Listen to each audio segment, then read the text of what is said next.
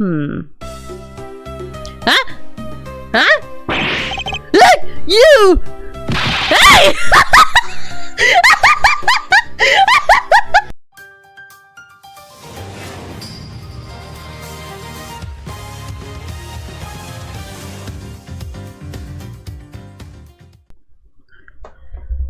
I don't fully understand why he was the one arrested. Especially since he doesn't have any motive to kill anybody. I mean, Gumshoe would barely kill anyone, and I don't think he's even allowed a gun. So where did... what?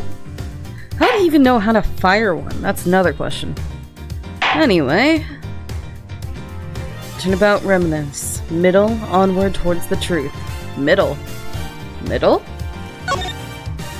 Weird.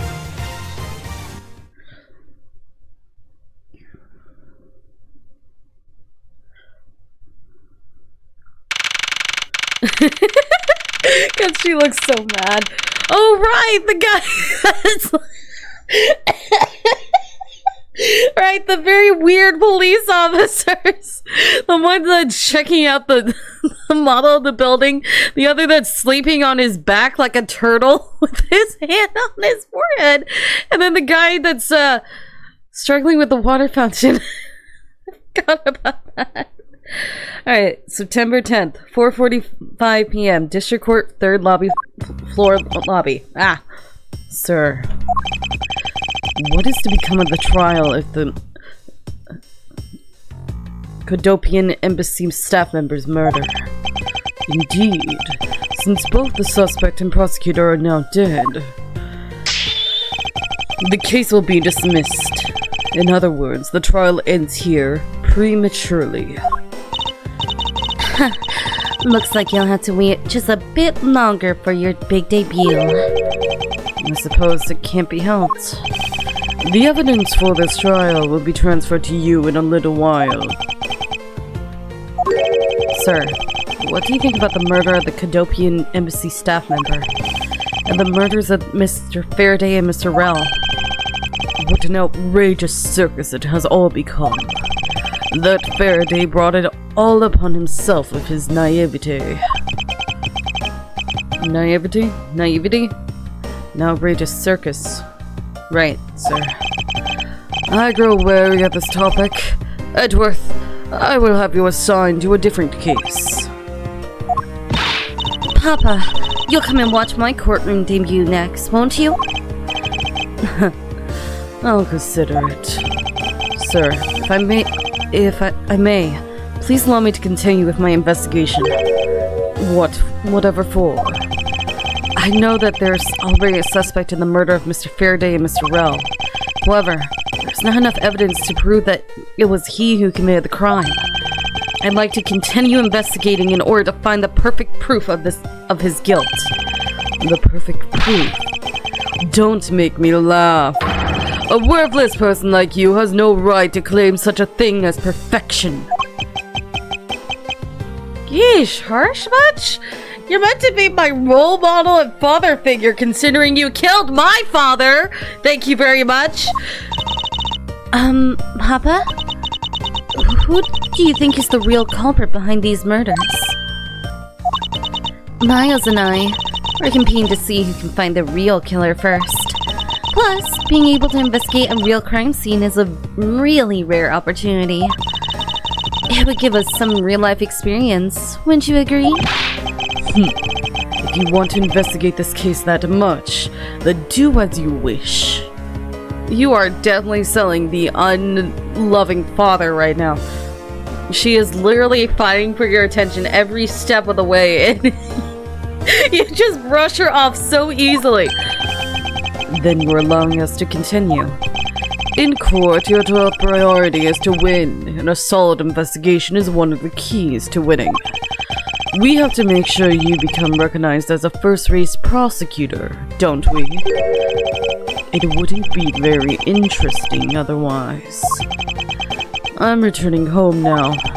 Edgeworth, Franziska, see to it I'm not disturbed, save for the results of your competition. Yes, sir. Of course, Papa. Franziska, thank you.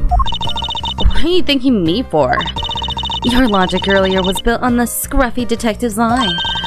That means the competition is still on. Yes, just as you wished. I can let you get off so easily. Now then, let's see how well you fare on the investigation from here, Miles Edgeworth. I know I don't have enough information yet, so my first order of business will be to question anyone involved with this case. So, gumshoe in that, but first I want to understand what's going on with this guy. Sir! Nothing to report, sir!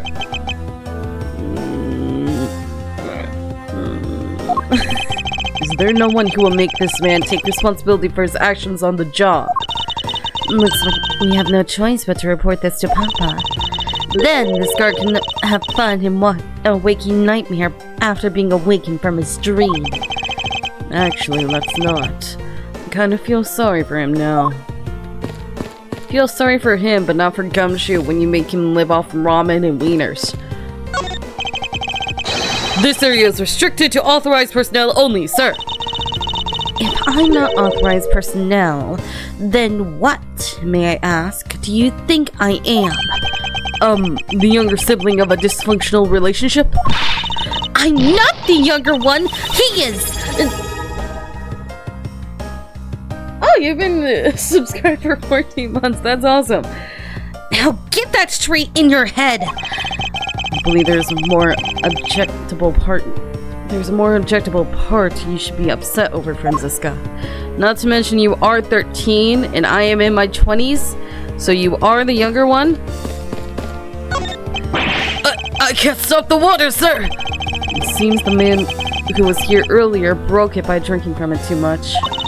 Why are you hydrating the first thing again?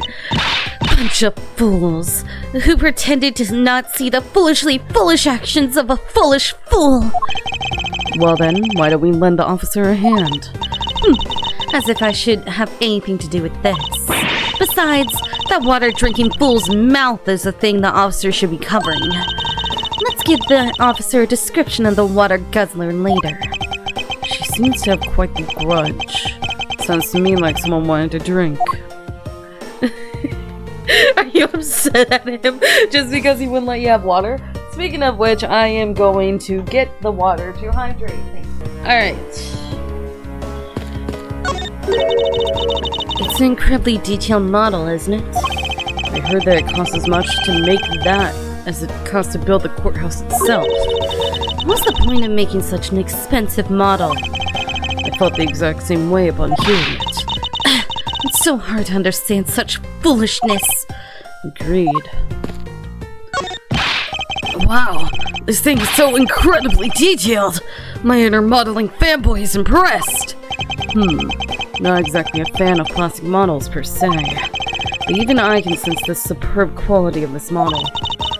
I simply cannot comprehend how that man can feel so much love for such a trifle.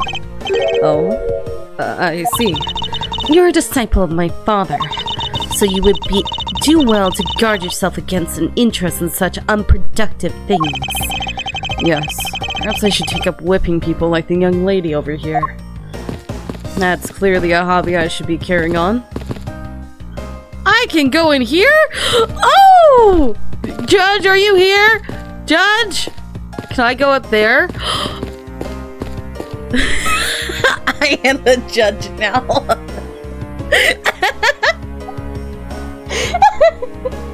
I am now the judge. No one else.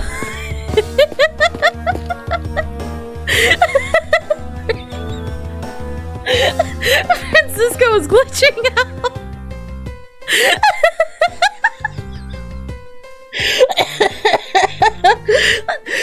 Franziska does not want to trample over the judge's authority, apparently.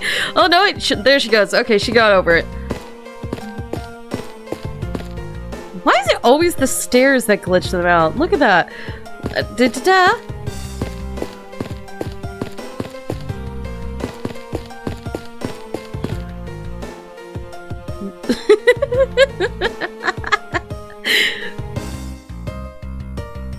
I don't know why it's funny when I get them to glitch out like this.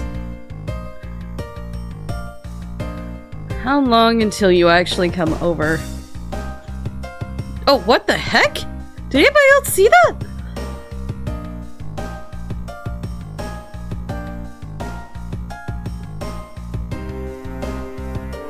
Thought she glitched onto the ground for a minute.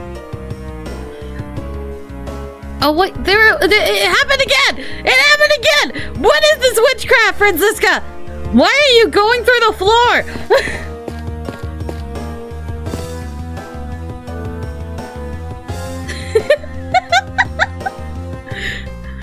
I think I'm gonna break the game if I keep doing this stuff. I think I should stop. I should stop doing that. The judge's chair. It must be wonderful to be able to sit the whole time. Yes, as opposed to us prosecutors and defense attorneys who have to stand. I think it'd only be fair if the judge had to stand the whole time too. His Honor is an old man. He should be afforded some comforts. Fine.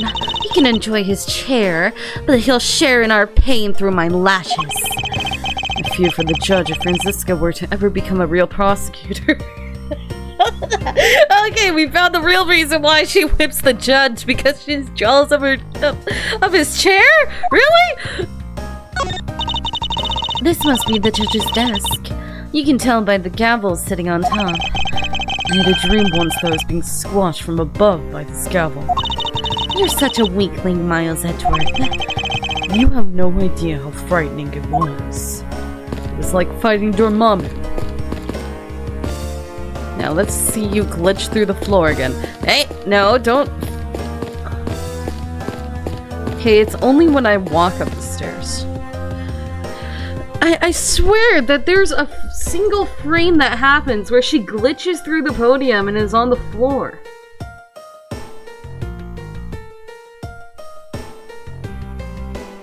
And she's walking on the wall. I just noticed that she sometimes walks on the wall. Oh, here she comes. Okay, hi. You done with your glitchy fit? It's the viewing gallery. It's the viewing gallery. This is where the riffraff sit when they come to watch. It's situated the same height as the judge's bench. I wonder if that's to represent the intense scrutiny of each and every case from all sides. Miles Edgeworth, are you or are you not man enough to stand up to all those eyes? What sort of... Of course I am man enough! What? Why is this here? I don't remember this part. That wasn't here before. Can we get... Yes, we can. I am now defense. It's the defense attorney's bench. I'd probably be standing on the side of the courtroom if that incident hadn't happened. The one where my father was killed in an elevator by my very own mentor, but I apparently don't know that yet. What are you thinking about? About how your father killed my father. Lately, the more wrinkly your face becomes, the less I'm able to read what you're thinking. Well, I'll have you know I don't have a single wrinkle upon my youthful brow. It's the witness stand. I'll make sure that each and every person that ever stands here will be found guilty. Well, you lost a couple times already. There were others beside the defendant that stand at this podium, you know. I don't care.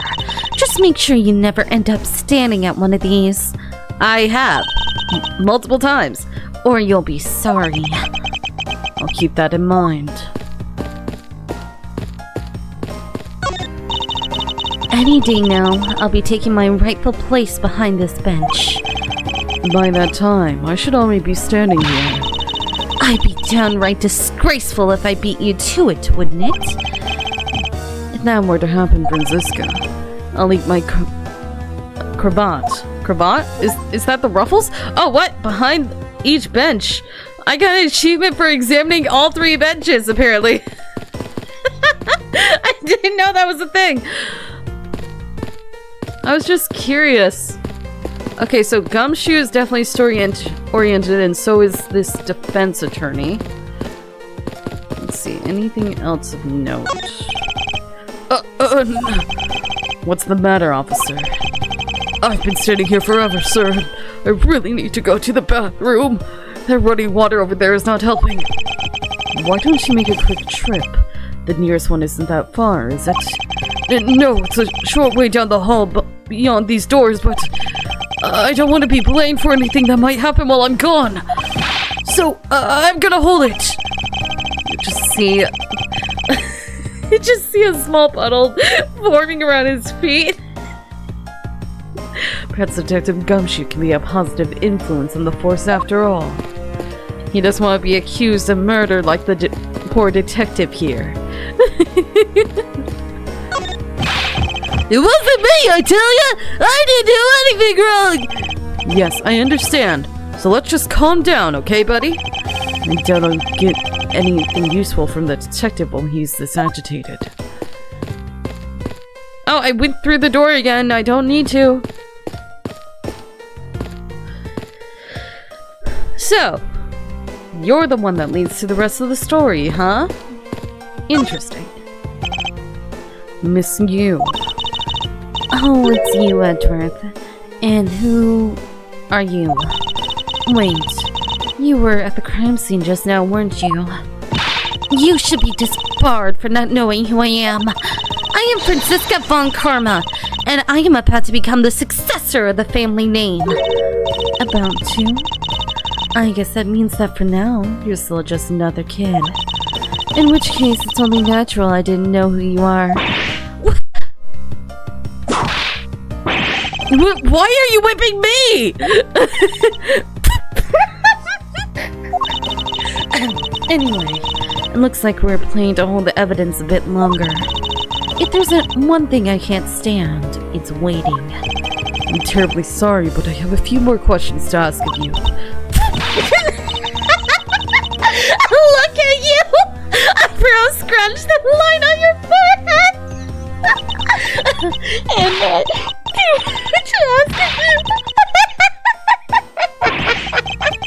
And what exactly is so funny? Sorry. I just had a feeling with super serious atmosphere. Apparently they failed to teach you proper behavior at a crime scene in law school. Oh, also, I just realized this. This is the only freaking defense attorney we have actually dealt with that is not associated with Phoenix in any way. This person is not the mentor or a friend or anything. Because, the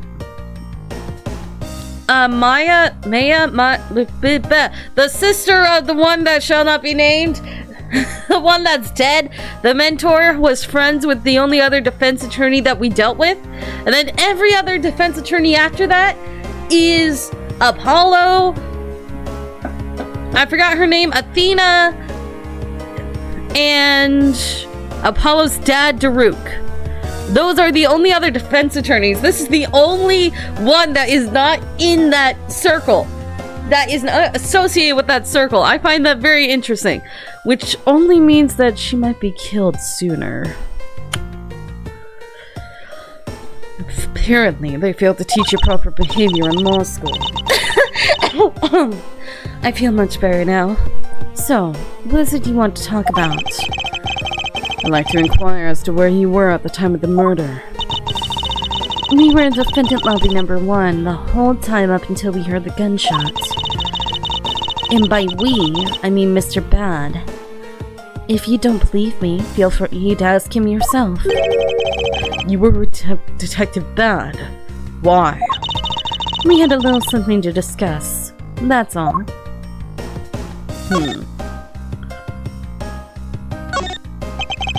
It is a shame that we will not be able to face each other. It was to be my first trial too. I feel like I've already said this multiple times. Oh, was that a declaration of war? How nice it is to be young and carefree. What a nice squeaky clean badge you've got yourself there. I'm jealous. I'm sure its gleam will dull over time of experience. Are you saying your reputation will also tarnish over time with it? It's not what I meant! Well, you just can't avoid some things in life. I'll never allow my badge or my reputation to become tarnished. It has, multiple times in the past, though. My sister was killed in that incident, and the defendant, Manny Kochin, got off scot-free due to a lack of evidence. It's so frustrating. The prosecution was a breath away from putting him away. She's not laughing at this particular topic, although it's to be expected. I can't believe what a forceful face you're making. That face is totally killing me. Well, that moment of seriousness was short-lived. Okay. Circumstantial evidence and a motive. It all points to that detective, doesn't it? On top of that, even his testimony turned out to be a lie. Well, that's what you get when you trust a criminal. They're all just liars in the end. All criminals are liars. Well, at least we agree on something. But that detective is telling a lie that is nothing but Severus to himself. You're really too naive, Edgeworth. You don't understand. If I should leave even the smallest mystery unsolved, I can't really claim to have conducted the perfect investigation. The perfect investigation? Speaking of, I hear that why she laughs when she does is a mystery I may never solve. I fear, not that I hear, I fear. Mr. Faraday was killed with this knife, correct? I feel bad for him. Being killed by evidence you prepared yourself is just awful. Miss Yu, what do you think about this piece of evidence? What do I think? Well, other than the blood, it's a very pretty and ornate knife. I'd love to use it as an ornament in my home. If it's alright with you, may I have it? But isn't this the same conversation we had last time? Well, what are you talking about? This is a weapon that was used to kill someone with. I'm so serious! I think someone needs to loosen up! There she goes again. Looks like Mr. Mel was killed by the very gun he used to kill the embassy staff member. You speak of the concept of karma, I assume, and that you take your life into your own hands when you commit a crime, correct? Never thought I'd be dealing with a gun this soon upon becoming a prosecutor. Oh well, for a veteran like me, they're pretty much par for the course. To be honest, even if it's just once, I've always wanted to try firing one. Hey, is that thing loaded? Do you think I could give it a try right now? Don't be ridiculous! This isn't some kind of toy! I was only joking! Duh! Why is it that anything I have to say is a joke to her? Miss Yu, what do you think about this piece of evidence? Actually, Edgeworth, I'm interested in finding out what you think about it. I don't really know all that much about it. Then I don't really know all that much about it either.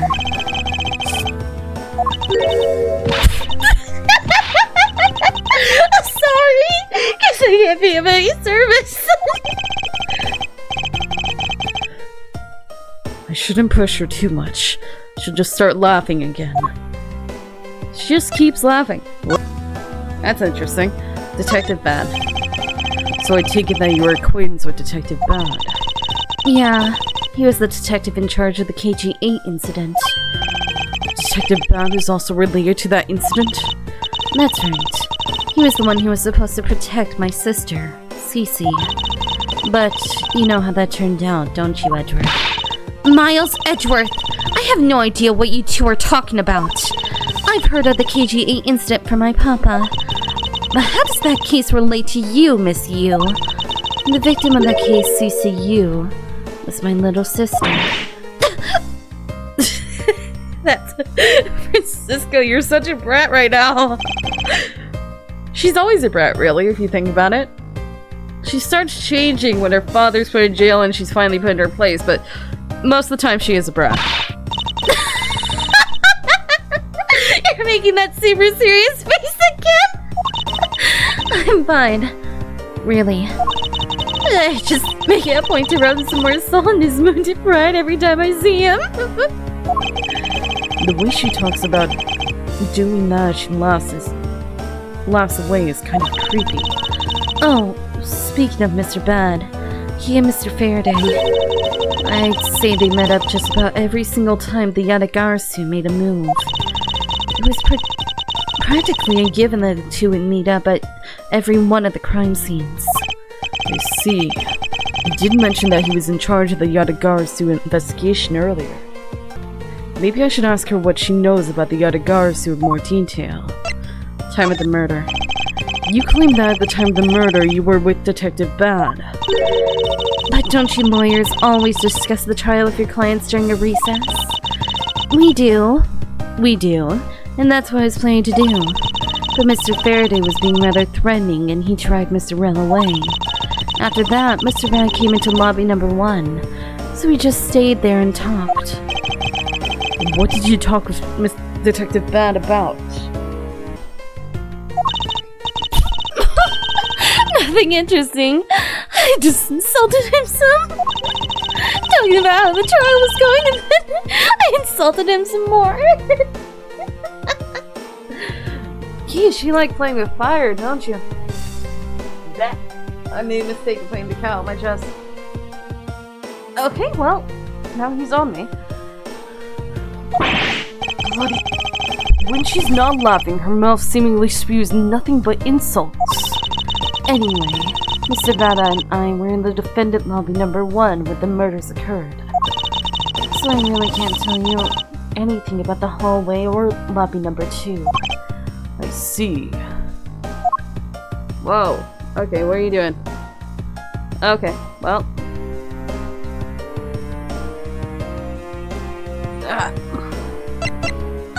Mackerel. I'd like to ask you a few questions about your client, Mr. Mackerel. Now, your client first claimed to be the Yadagarasu. Is that correct? Yeah. Once I heard that it was the Yadagarasu that had made off with the evidence from KG8, I began to ask Mr. Rell all sorts of questions, but to no avail. Turns out, Mr. Rell was not the Yadagarasu. He had just made that up. He made it up. Mr. Rell's crime was caught on tape by the security cameras. But there is no footage of him sneaking into the Kodokian embassy itself. Hold on for just 1 second. Then you mean to say that you knew that he was not the real Yadagarasu? And that he's just another cold-blooded killer? And you were about to defend him? Yes, that's right. I see. So defense lawyer is actually just someone whose job is to cover for criminals. Dude, your claws are in my shoulder!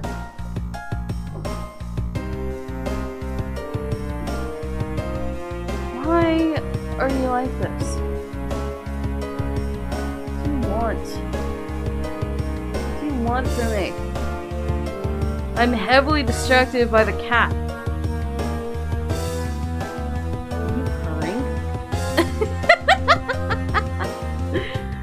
Are you purring? What are you doing? Stop shoving your butt in my face.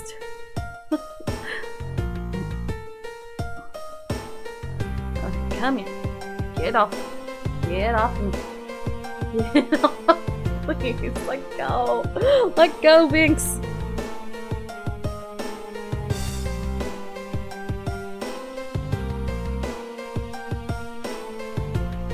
Alright. So defense lawyer is actually just someone whose job is to cover for criminals. That's why defense lawyers are so detestable. But they are no match for us Von Karmas.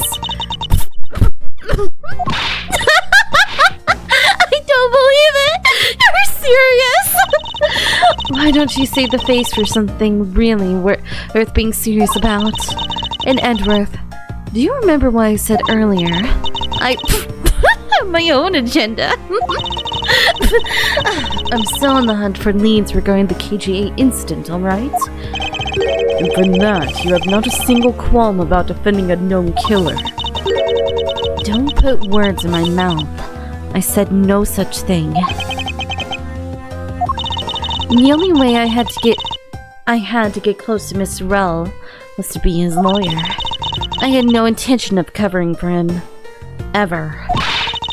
So don't you dare suggest I was going to. I'm sorry. Forgive my rashness. Miss Yu, I was wondering if you could tell me about the Yatagarasu. The Yatagarasu, huh?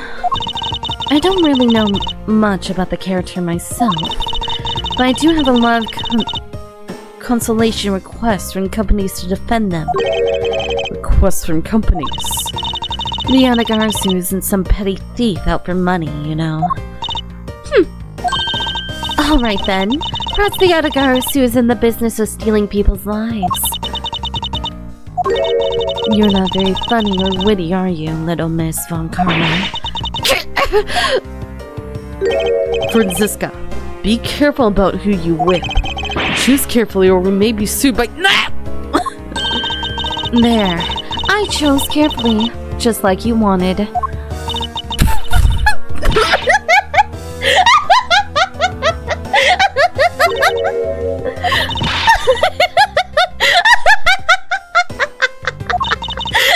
That just now was hilarious, Missy! Of course it was. Oh, what is wrong with these two women? Why does my pain give them delight? Sadistic freaks. And, so in the end, what is the Yatagarasu? I have to say, I had never even heard of this thief when I was in Germany.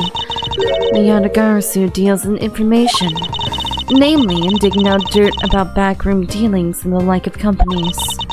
The Yatagarasu is a vigilante who steals such info and then makes it public for all to see. Vigilante or not, this person sounds just another criminal to me. I suppose you could put it that way too. But either way, I get a lot more clients now thanks to that thief. Sounds like Miss Yu is profiting nicely. Suppose I've given all I can out of Miss Yu.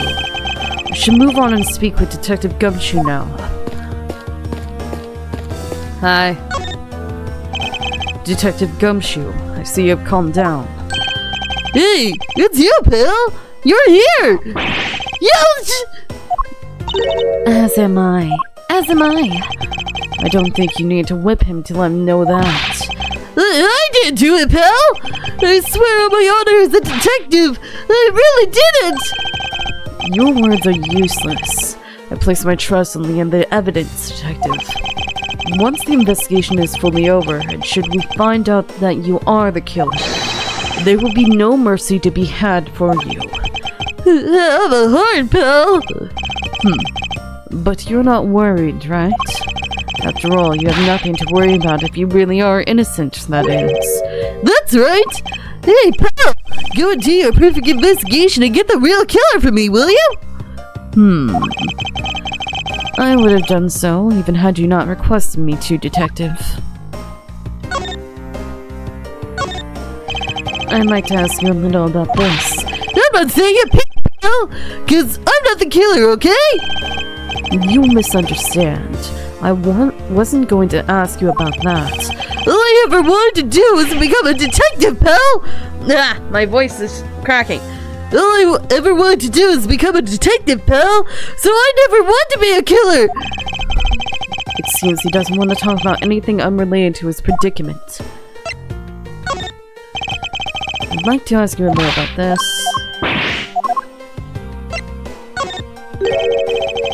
So, you were guarding the door at lobby number 2 at the time of the crime, correct? Yeah, that's right! Now, if you know, not even a single ant got by me! Really? Are you sure that not even a single ant slipped in? Well, guess if we're talking about slipped in, then maybe a frog or something did. It would appear that my point also completely slipped you by, Detective. motive for murder. So you and Mr. Faraday had a small meeting last week, did you? What exactly did you do to make him so angry? I just asked Detective Ben the same thing myself, pal. Turns out he was mad at me because of my very first day as a detective. I reported in an unusual post instead of the criminal affairs department. In my usual post? What? I reported it at my usual post instead of the criminal affairs department.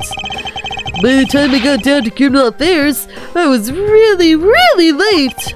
And that's when he gave me that huge speech. I remember doing the same exact thing in elementary school. On the first day of school, every year, I'd always wind up going to my old classroom. How pathetic for the detective to be comparable to a mere school child.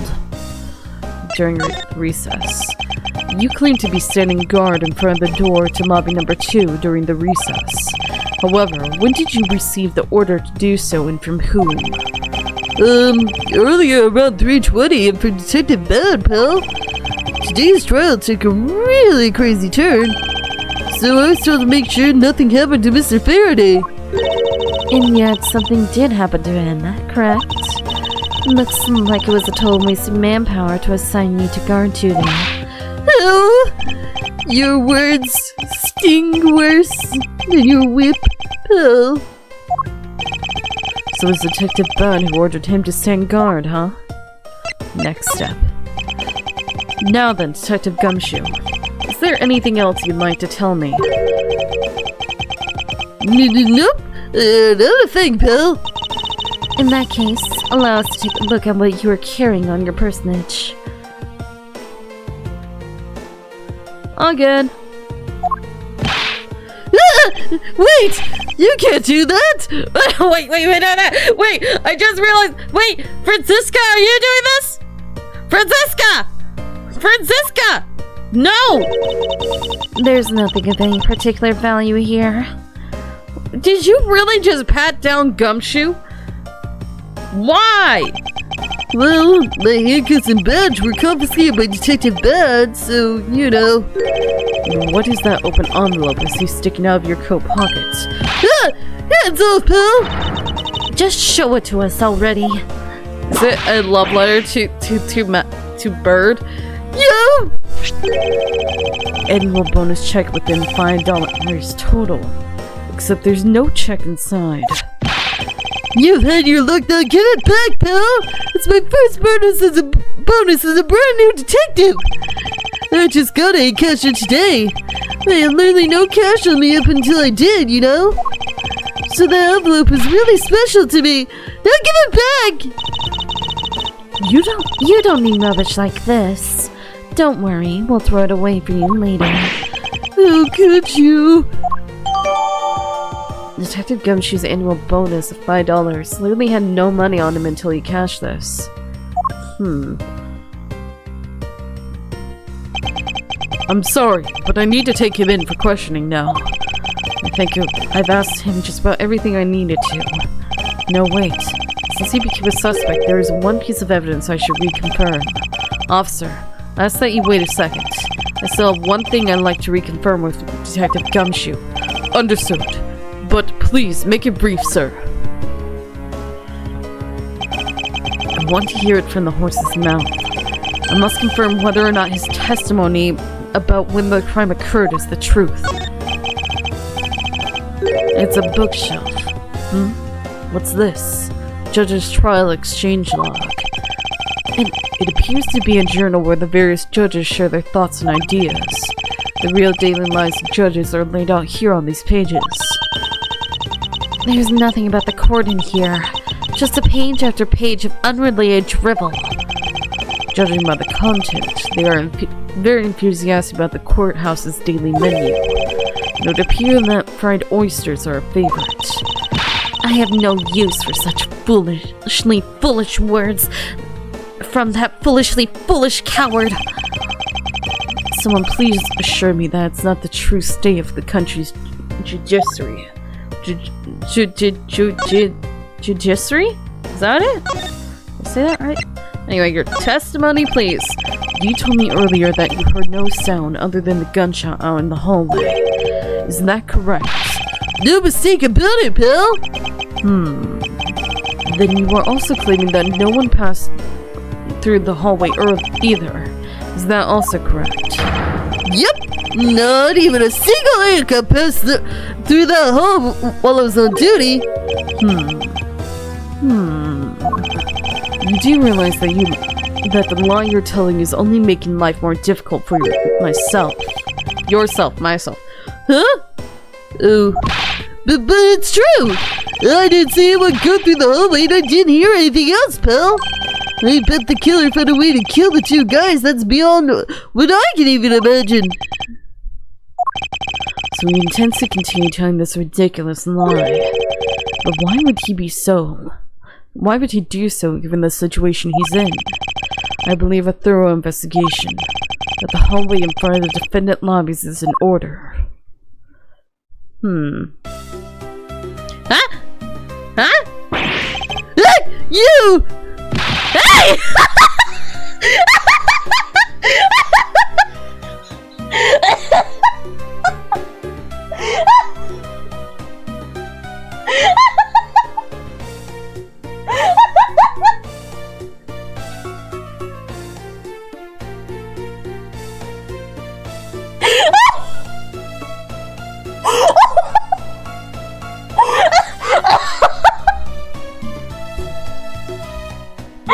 Did she just kick me?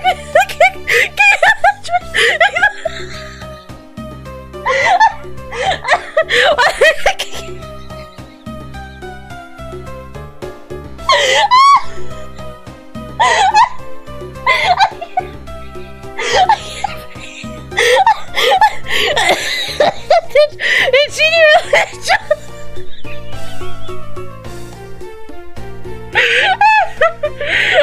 Oh, no, it hurts.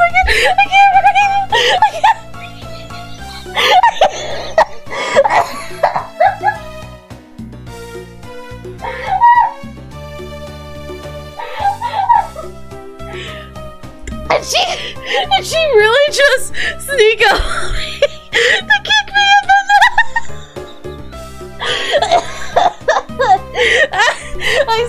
Ow!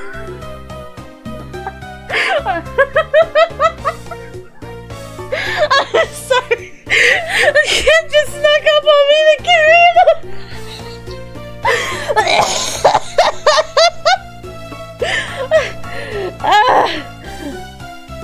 out of everything I wasn't expecting. I was wondering where you were. Well, now. Why'd you? Ow! My stomach. Oh, that hurt.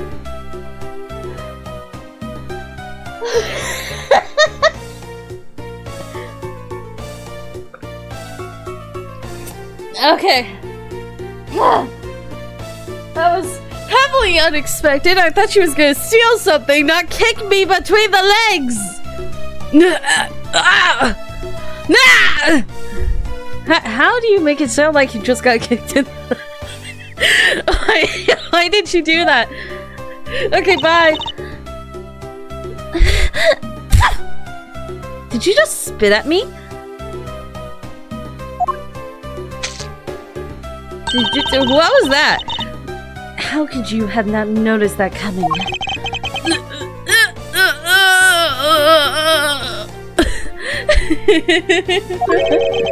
Wasn't that the child I changed money for earlier? Thanks. That's exactly what I needed. Kids can sometimes be so cruel. It looks like she dropped something. Oh, okay. I didn't know what it was she dropped. Swiss roll dropped by the mysterious young girl. Says Courthouse special on it.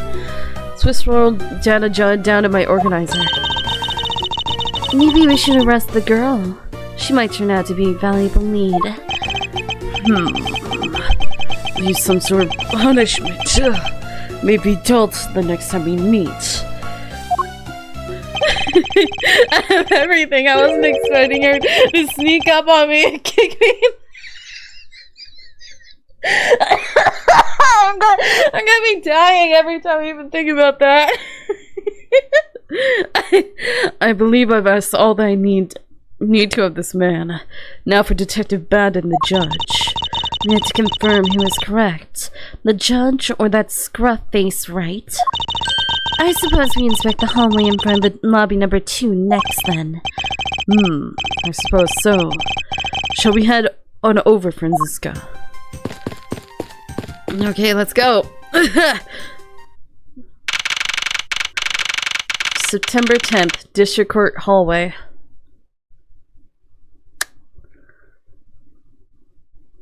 Huh. This roll is $6, but I only gave her change for a 1. So, did you see anything else? No, I don't think so. I see. Well, thanks for your cooperation. Oh, it's nothing.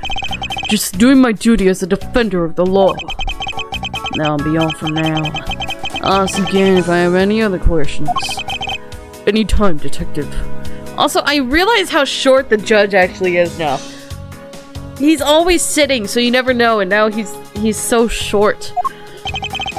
Now, if you'll excuse me, I have a few loose ends I have to tie up. What do you mean, loose ends?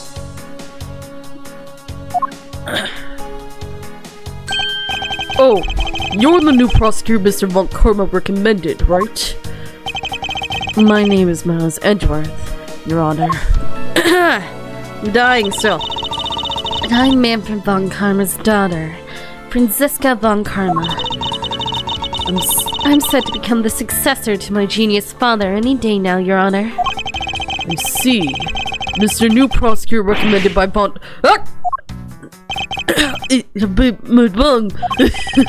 Are you alright, Your Honor? Please, feel free to refer to me as Miss Von Karma, Your Honor. As for him, just Edgeworth is fine. Apparently somebody doesn't feel that I'm worthy of a proper title. Oh, very well then. I shall call you Miss Von Karma and Mr. Prosecutor Edgeworth. Your Honor, Mr. Edgeworth is fine, sir. Now, about your earlier testimony. Yes. What about it, Mr. Edgeworth? I would like to ask you a few questions about what exactly you saw. And also, did you bear witness to me having my... to being kicked in between the legs? Alright. After all, it's my duty to clarify my testimony as a defender of the law. I need to be distracted from that because that was so... Okay. I'm okay. I greatly appreciate your cooperation, Your Honor. Now, the first thing I will need to do is figure out that detective's exact movements. Hallway. Yay. What are you doing? There are no signs that the fire extinguisher was used in the crime. If you could already tell from a distance, then why are you wasting your time examining it? Franziska, let's not try to rush absolute genius. He's making the most ridiculous looking face. That may be, but at least he doesn't look like someone who is about to lie on purpose. I suppose, but to a Von Karma, evidence is the only thing that carries any weight. Of course. At any rate, this poster seems to be of no use to us right now. Have you found any suspicious fingerprints, officer? Nope, just the fingerprints of those involved with the case, sir. I guess we know all the players in this case then, huh? It would appear that way. I have the nagging feeling that we're missing something. I suspect that we're missing is hiding right here in the crime scene somewhere.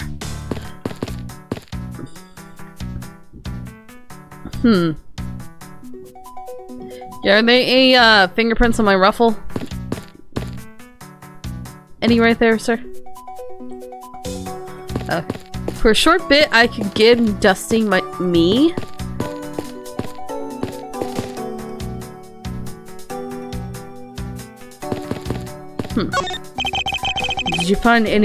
Did you find something, officer? I think there's a $5 bill back here. There. Come on, just a little more. Is there no one working this crime scene who isn't a total waste of living tissue? Unfortunately, there doesn't seem to be a single person who can deem useful here. Doesn't look like there's anything contradictory about this area in this area. I suppose not. Perhaps I should check somewhere else. It would appear that this vending machine sells snacks and various other foods. Just lovely. What will they think of next? Don't be a jerk in a court like these beef jerks. One packet of for $9. Don't be a jerk in a court like these beef jerks. What? Defendant's fresh milk. 1/2 pint for $7. Stay neutral as the Swiss do until the end with these for $6. They're awfully overpriced. The lineup is simply awful, period. Speaking of snacks, I wonder if the Swiss roll the little girl dropped us for this machine. I was wondering about that myself. I mean, it's very possible. Is that just $1 or is that an image of $1? Stay neutral as the Swiss do until the end with these. The end of what? Well, I assume it means the end of the trial. I suppose that means that one should eat these during a recess? You can't eat during a trial, so I suppose the only time you can't eat them is now, huh? I wouldn't mind if I wanted to eat one now. They come in packs of 2 after all. We're in the middle of an investigation. Besides, I don't have $6 on me. If you want, we can pool our money and buy a pack together. What is that thing? If I had to split it with you, then I don't want it. You only want it because you just... What? Defendant's fresh milk. What exactly is that supposed to mean? I bet it means the milk is freshly milked by various defendants on trial right now. What? So if you're a defendant, they drag you back to the cow and you gotta milk it right then and there? No, I think it might mean that this was milked right here for the various defendants. Miles Edgeworth. You can't possibly be serious. I just read... I can't reread that. Did I read that right? The milk is freshly milked by various defendants on trial right now. No, it was milked right here from the various defendants. Is Miles saying that the milk comes from the defendants? Where's the milking machine then? You can't possibly be serious. Of course not. What the heck is that? When it's looking bad, blind your opposition with some OJ. Are they promising violence? Don't worry. My whip will make sure that anybody following this advice won't be for long. Compared to the sting of a whip, the sting of orange juice may not be so bad. Credit card is accepted, apparently. Fast food and milk. Fast food and milk. Interesting. When you're in hot water, you might need a hot dog. Looks like the slogan was decided through a public contest. The winner was Prosecutor Winston Payne. Of course it was Payne! Of course! Of course it was him! What a pathetic slogan. No presents at all. Now, if it was up to me, it would read, if you leave matters in Von Carlo's hands, everyone in court will be found guilty dogs. Objection! Overruled. Did you just overrule my objection? Don't be a jerk on the court like these beef jerks. I see. Objection! Miles Edgeworth. Wouldn't you agree it's a very clever pun? Do you really think that they put much effort into the product name? Even a foolish fool can understand the foolish things of the fool who made it up. You're acting so foolishly that I got so thoroughly mad and am now utterly famished. If you wanted a pack of these, all you had to do was ask like a normal person. She just wants some beef jerky. Don't let the prosecution and the defense make a ham sandwich out of you. It sounds like it's directed at the ham of a judge. Well, it certainly isn't directed at me. I can outmaneuver him any day. Why are these slogans? Why defendant milk? Why? I don't know. Is it Franziska's or Edgeworth that's happening? Are they making the defendants milk it, or are they getting the milk from the defendants? What is happening? Of course Winston Payne made up this one. Because he's a wiener himself. Anyway. So something tells me Gumshoe might have...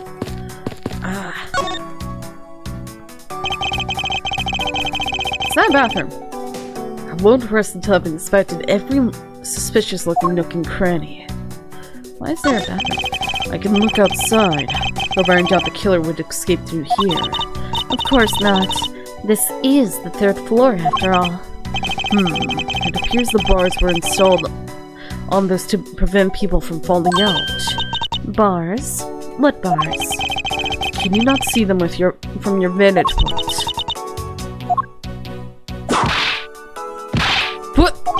Why? Are you whipping me just because you're short? I must remember not to bring up that taboo subject again. That she's short because she's a freaking child. Cactus. What's the matter? I pricked myself on one of this cactus's needles.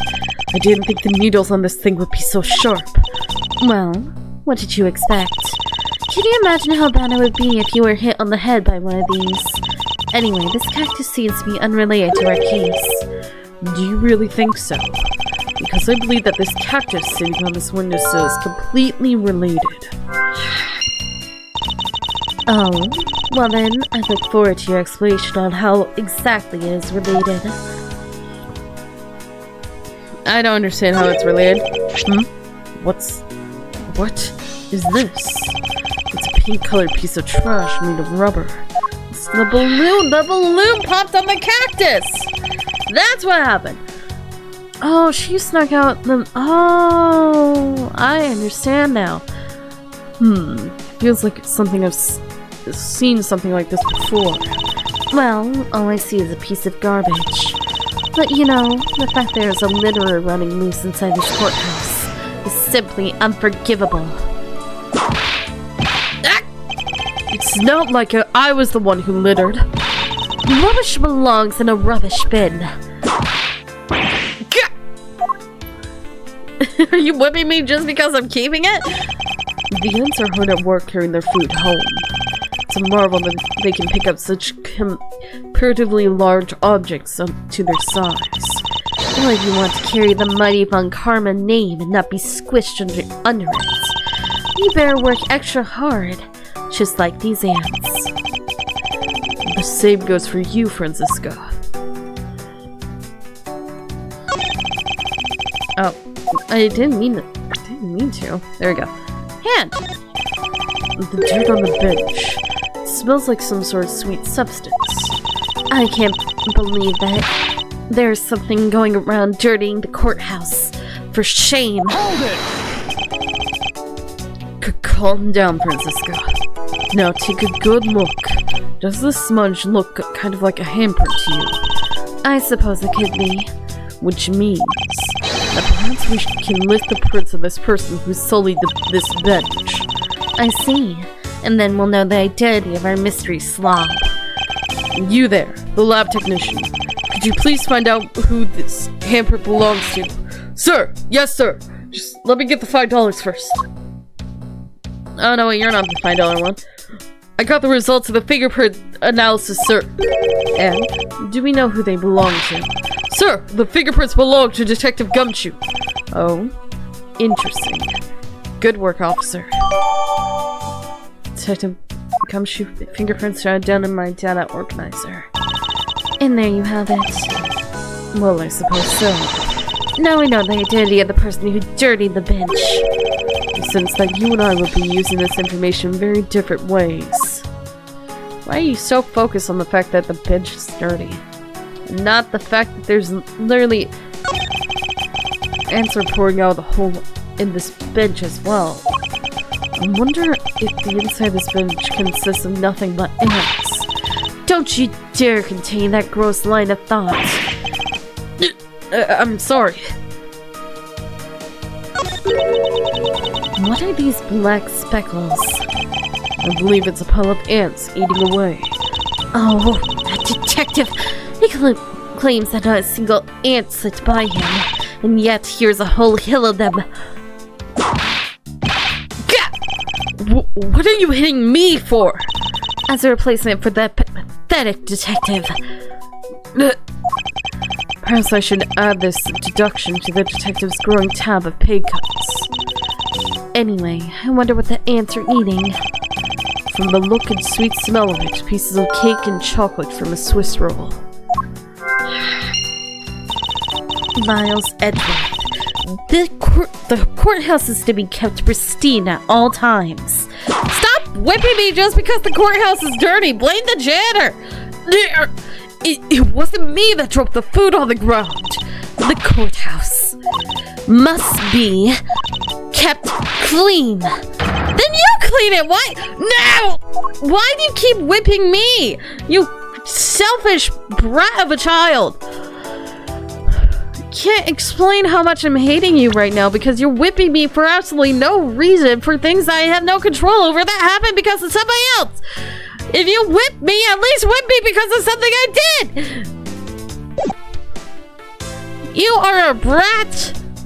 And I hate that! Go away! Stop! Please, leave me alone! If you're gonna keep whipping me, I don't want you to be following me! Why? Don't follow me. I'm trying to get her trapped in the corner over here.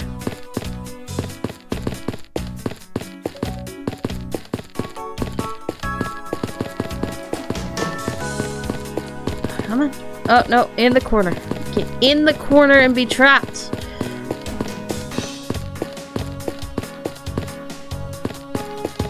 Gosh dang it. I didn't do it. I'm trying to trap her. It's not working. Oh, hi. Yeah. I think I laughed for a solid 2 minutes. My stomach was hurting. Your Honor, I'd like to ask you a few questions if you don't mind. Where were you at the time of the murder? Do you suspect me of something? No, nothing of the sort, Your Honor. Him. Very well. You may continue with your testimony. Your Honor, it's your testimony I'm after. Oh! I had no idea you were chasing after me or my testimony. I'm beginning to sense that I might want to avoid being in a trial run by this judge. We're constantly in...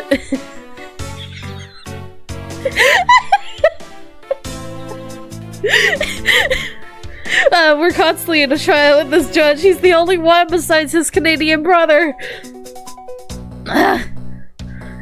Yeah, and he's short! He's much shorter than you think he would. Okay. What do you think of my badge, dear judge? Today's trial may have ended abruptly, but we will meet again. I'm looking forward to that day, Mr. Edgeworth. When I become a prosecutor, you might even see me in your courtroom a few times. I hope you'll treat me with even greater respect than now. I only ask that you please do not bring a whip into my courtroom.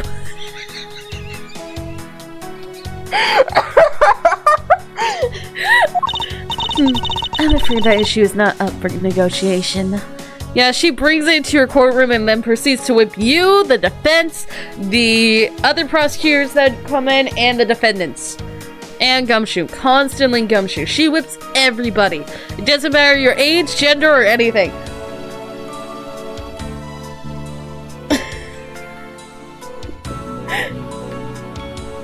Oh! Oh, I feel bad. I didn't know that was based on a real person. Oh no!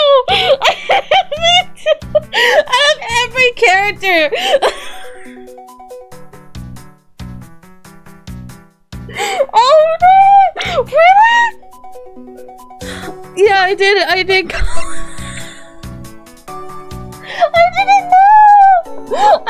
know! Oh, I feel bad!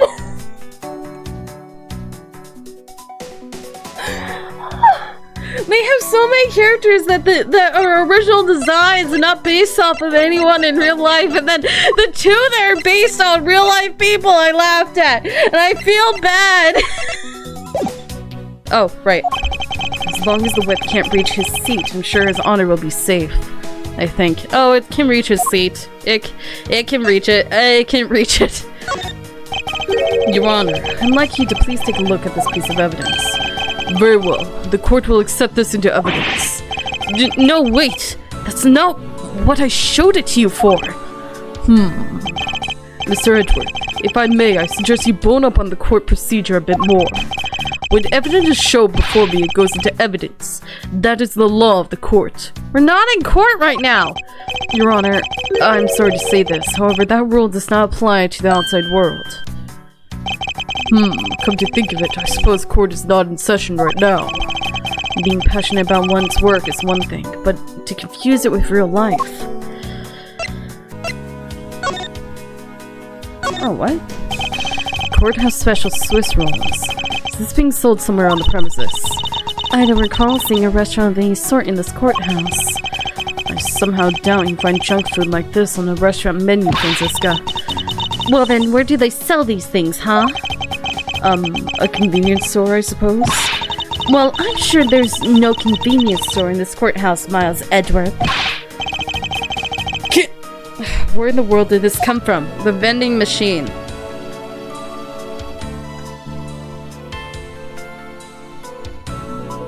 How is this folded? Can I open this? Can I eat the Swiss roll? Is the Swiss roll already eaten? I mean, what's going on with this? Oh, right, I was meant to show it to the judge. Ah!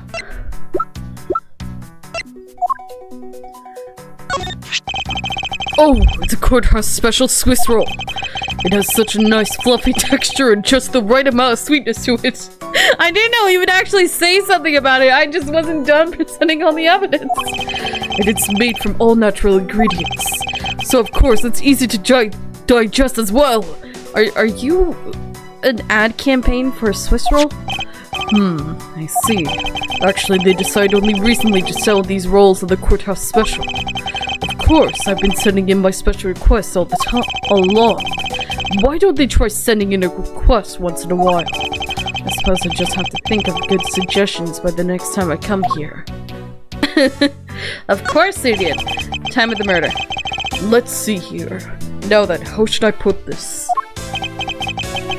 When you get to be my age, you need to pay more frequent visits to the restroom.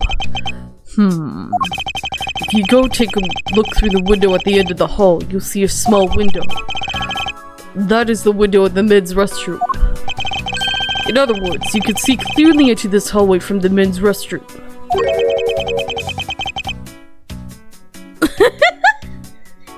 Of course! Eldon's noodles, the ones that have current bird feces in the water. Yes, that is the greatest and most non-health violated code of conduct noodle restaurant in the entire city. It should definitely be here. When I was going into the restroom, that detective Gumshoe, is it? Well, he was standing in front of the vending machines buying something from it. However, this I couldn't believe. I was about to exit the restroom. There was not a soul in the hallway anymore. Your Honor, if you could please calm down and explain it to me rationally. Oh, I'm really sorry. Please let me regain my composure. It was really suspicious. That's what my finely honed judge's intuition said. Although, well, until the murders occurred, I just sort of brushed it off. Apparently this judge doesn't understand the concept of staying calm. The restroom window, huh? I wonder if you can really see the men's bathroom from the window, that one there. I wonder if you can see the men's bathroom from... Ah! I didn't realize that's what Franziska said. I wonder if you can really see the men's bathroom window from that one there. You can. I'm looking at it right now. I demand that you show me this view at once. I suspect that her height is what's limiting her ability to see. It's probably all I'm going to find out from His Honor. Mr. Edgeworth, may I return to my other duties now? Yes, I'm sorry to have held you up. Thank you for your cooperation, Your Honor. Oh, any time, Mr. Edgeworth. Any time. Also, doesn't the robe seem to cut off short at his knees? The judges in this country seem rather friendly. Yes, it's not, if not a little wishy-washy. However, I hear that they are known to hand down very fair verdicts. Okay, hello there. Detective Bad, I have something I wish to inquire about.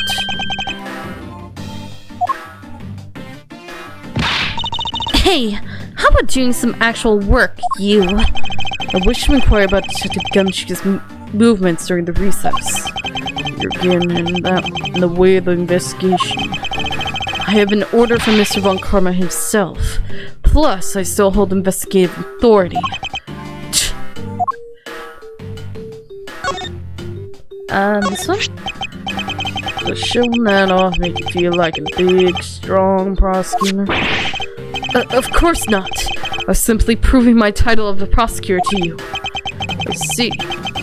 But most prosecutors don't go around flaunting those things. Like a detective walking outside with his badge flashing in the sunlight.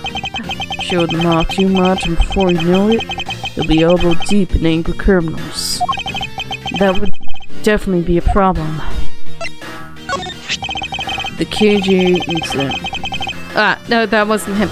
The KGA incident. I bet you were involved in this case as well. Yeah. That's all you have to say? It was an unpleasant case that I don't wish to recall. I've got a lot of regrets. I'll never forget related to that. Regrets will take to the grave. So you really have that many regrets. On the other hand, thinking back on what I know, I suppose you just might. Detective Bad, I'd like to ask you about this piece of evidence. Did you really turn your back on me? What a narcissist. You'd rather look at his face than the evidence. Don't trust your eyes all the time, little girl. I can see the evidence. Keep an eye on the two of you with this mirror. What? Then why don't you answer? Because I've got nothing to say. That's all. Understood. Why couldn't he have just said that at the beginning? Restricting jacket. Faraday. It sounds like you lost someone close to you. He was a pal, buddy. We fought through a lot together. A boy with a silver spoon in his mouth can possibly understand society's dark underbelly. What do you mean I'll find out? Although honestly, I suppose he's right. I don't have anyone I relate to in that way. Well, it's not as though I long for someone like that. Nor am I good at getting close. There we are. Okay. Detective Gumshoe. So I hear you were the one who called for Detective Gumshoe to come down here. Faraday. That guy was just accused, you know? I just knew something was gonna happen. My detective's instinct told me. A lot of good it did you. You can even protect one lone prosecutor with it. You look like you're about to murder someone every time you do that. Hold it! Franziska, I think you need to apologize. I'm sorry. I'm terribly sorry, Detective Bad. Please continue. I used the phone on the first floor and called the precinct. I told them to send some money over. And that detective's the one that showed up. And only upon his arrival did you set Detective Gumshoe to stand guard, Detective Bad? Yeah, I waited for him on the first floor. As he got here, we came up to his defendant lobbies together. As we entered this hallway, we ran into you. She told us that Faraday was really mad. That he dragged Rella up to lobby number 2 to have a word or something. And that Faraday had said not let anyone interrupt them. So what choice did I have? All I could do was tell the big lug to stand guard outside. And around what time did all that take place? Let's see. I think it was about 30 minutes before I heard the gunshot. After giving the big lug his assignment, he never left the hallway. Not once. Oh, how can you make such a claim? One of the guards on this floor's main lobby swore to me he didn't. And the detective never left the hallway. Then where did he disappear off to? That's simple. He sat down on the bench! The judge saw him through the friggin' window, and Gumshoe just sat on the bench, out of line of sight of the friggin' bathroom! He must have gone to lobby number 2, just as I suspected. You and I, we were in lobby number 1 next door. The only one without an alibi is Gumshoe. It seemed I am still missing some key pieces of information. The gunshot. Detective Bad, you also heard the gunshot, did you not? Yeah. I heard it when I was defending lobby number 1. That's why I came running towards lobby number 2 together with you. How much time elapsed between you hearing the gunshots and your arrival on the scene? Less than a minute. What were your movements upon hearing the gunshot? I grabbed the big lug who was just walking around in the hall, embracing the lobby number 2. And that's when we discovered the bodies. In that order. That makes you the discoverer of the crime scene, right? Yeah, I guess it does, little miss. I am about to become a prosecutor very soon. You will treat me with the dignity I deserve, or else. Did you just dodge it? You wave that thing round anymore, and I'll have you arrested for obstruction, little miss. You wouldn't dare. Just joking. This is the only person who was able to actually dodge Franziska's whip. Detective Bad is really something if you can make Franziska behave. Are we about done? Is there anything else I should ask him about? From placing her in the gunshot situation around.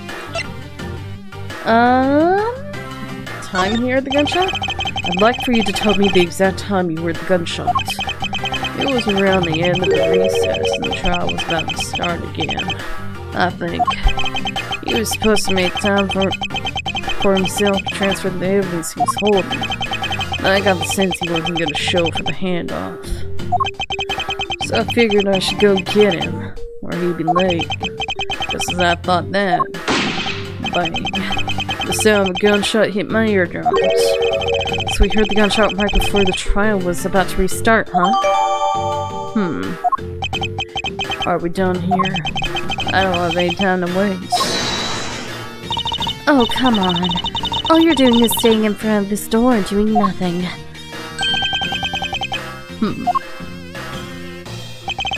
I get the sense that he's somewhat investigating this crime scene, or rather that he's keeping us under surveillance.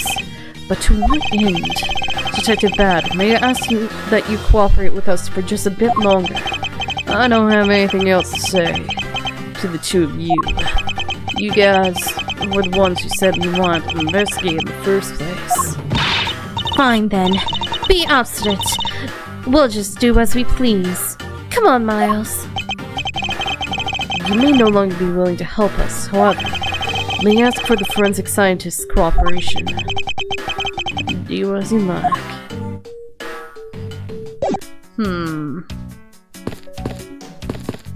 So does that mean I go up to... Okay, well...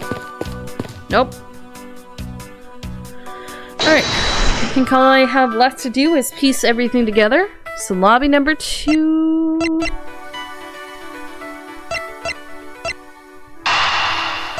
pink piece of trash in the windowsill cactus. And... yes! This pink rubbery substance. I saw this in a different form earlier today. I believe that this is a piece of a pop balloon. I suppose that's possible. The balloon probably got a little too close to our friend in the windowsill cactus. That would be the logical conclusion, yes. Just no, I've seen a pink balloon around. Found a windowsill.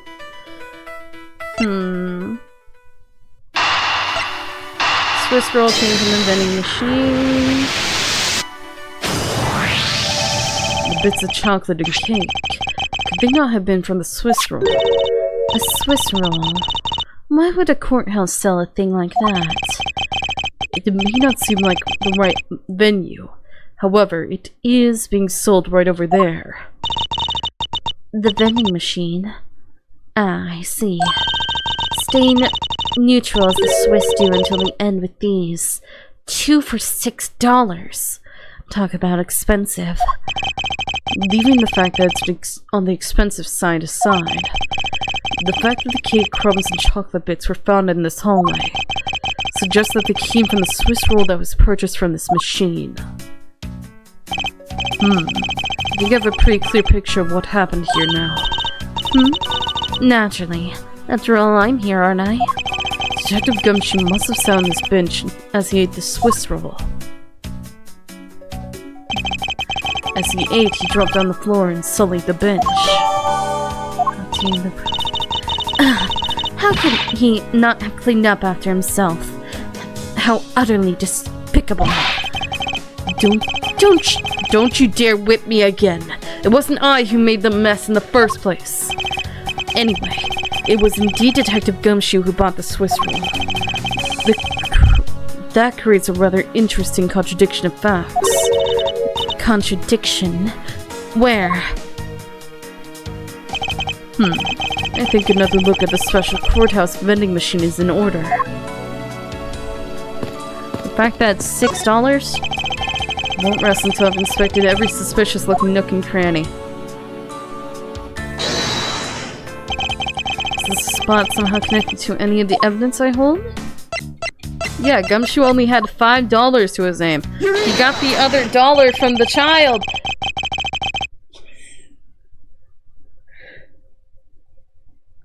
Wait, really?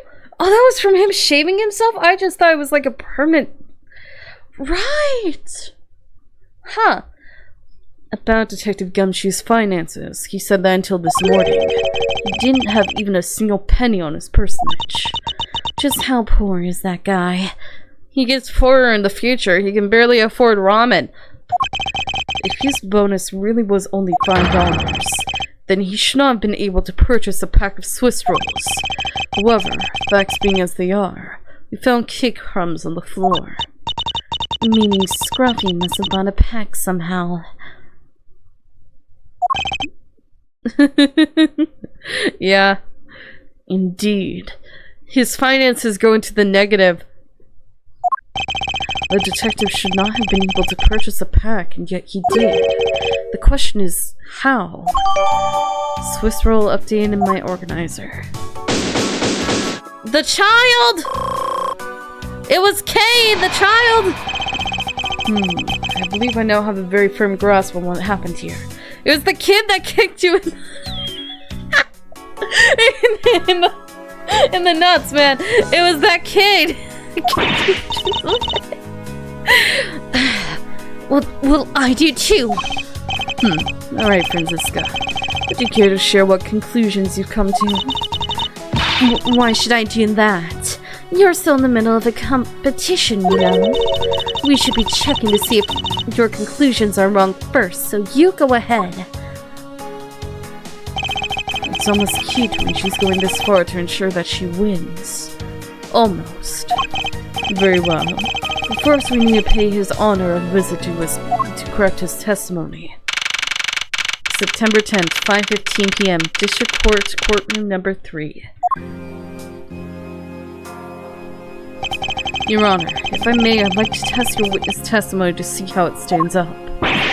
Do you doubt me? Am I your new suspect? Yes. In a sense, I suppose you could say that. Even you, a judge, are nothing but a common witness before Von Karma. Silence in the courtroom.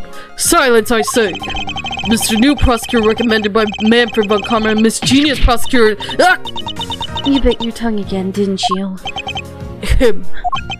As a defender of the law, I could never give false testimony. You can even place me under oath if you want. Very well then. Your testimony, if you please. Oh, this is interesting. Like I saw at recess. During the recess. Why did I almost say rescue? I went to the restroom. There was a window on the hallway side. In other words, I could see into the hallway. As I entered, I saw the detective buying something from the vending machines. But when I was about to exit the restroom, he had completely disappeared. A detective that goes missing while on duty. That sounds mighty suspicious to me. Your Honor, can you please try to remain calm? Oh.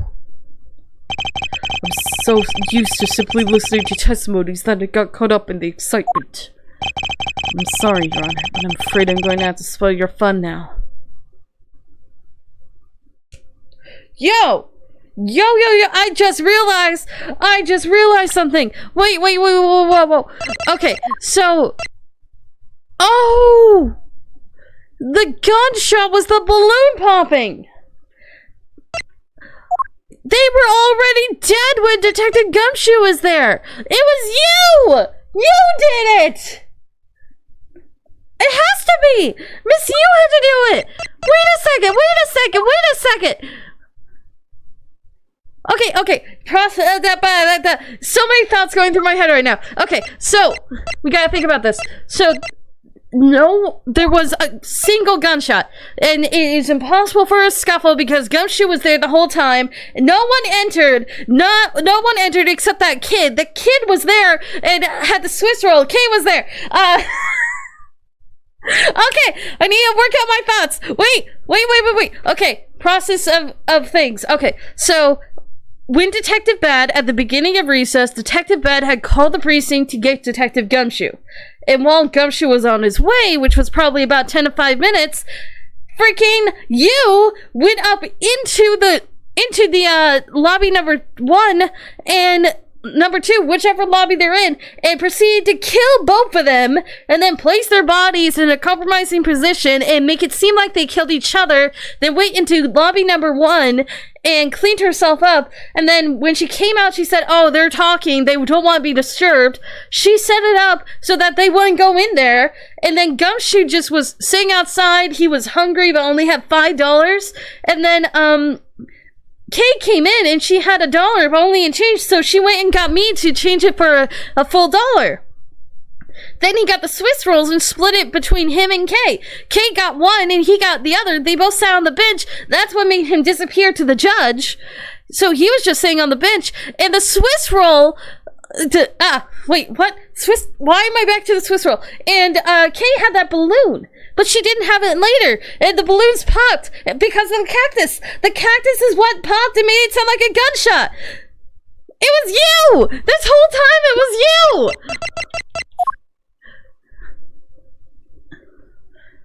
It makes sense if it was her, right? But why would she kill them? She was part of the incident, sure, but why would she kill them herself?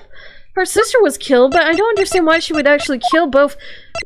Does she blame him for the other guy getting off scot-free? She probably blames Faraday for Oh! I get it now! It was you! And she got Detective Bad and was insulting and talking to him just to make sure that he doesn't go into that room. Oh! It has to be! Absolutely has to, right? I am almost 100% convinced that I don't know why she had to kill the other guy, probably because he was a witness, but besides that, Oh! Oh, she probably killed him because she was upset that he was the one who killed somebody that was gonna finally put the other guy... You're gonna keep your mouth shut? Okay. I think that's what happened. I honestly think. We'll find out. We'll find out. I'm sorry, Your Honor, but I'm afraid I'm going to have to spoil your fun now. What I saw at recess. During the recess, I went to the restroom. Hold it! Your Honor, why exactly did you pay a visit to the restroom, if I may ask? Oh, well, isn't it obvious? What else do you go to the restroom for? Or maybe, I know it. You suspect me of some sort of tomfoolery, don't you? Please stay calm, Your Honor. This is going to be much harder than I anticipated. I'm sorry. You look so sad. You're right. I need to think things through with a level head. I'm just nervous because so much has happened today with this trial. Let's see. I know it's a recess and a time for us to reconvene. And having done all that, I still wasn't able to go to the restroom right away. And why couldn't you? Mr. Faraday had been accused, so I had paperwork to process regarding a new prosecutor. Once I had finished that, I was finally able to make a mad dash to the restroom. At least he stayed consistent on the going to the restroom part of his testimony. There was a window on the hallway side. In other words, I could see into the hallway. Hold it! All of it, though. Your Honor, did you really go to the men's restroom? Are you insinuating you went to the women's? What? What is the meaning of that statement? I simply meant that perhaps you went to a restroom on a different floor.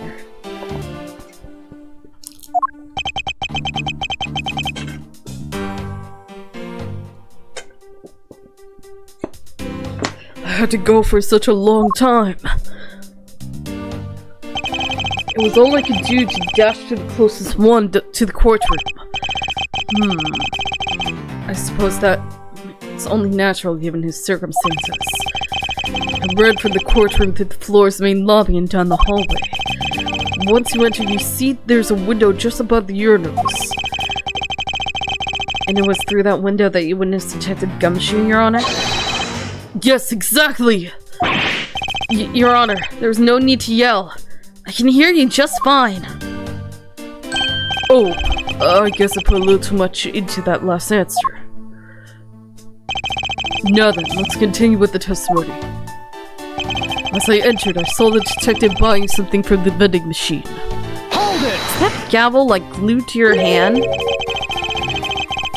Are you sure that the person you witnessed was Detective Gumshoe, Your Honor? Yes, I'm absolutely sure.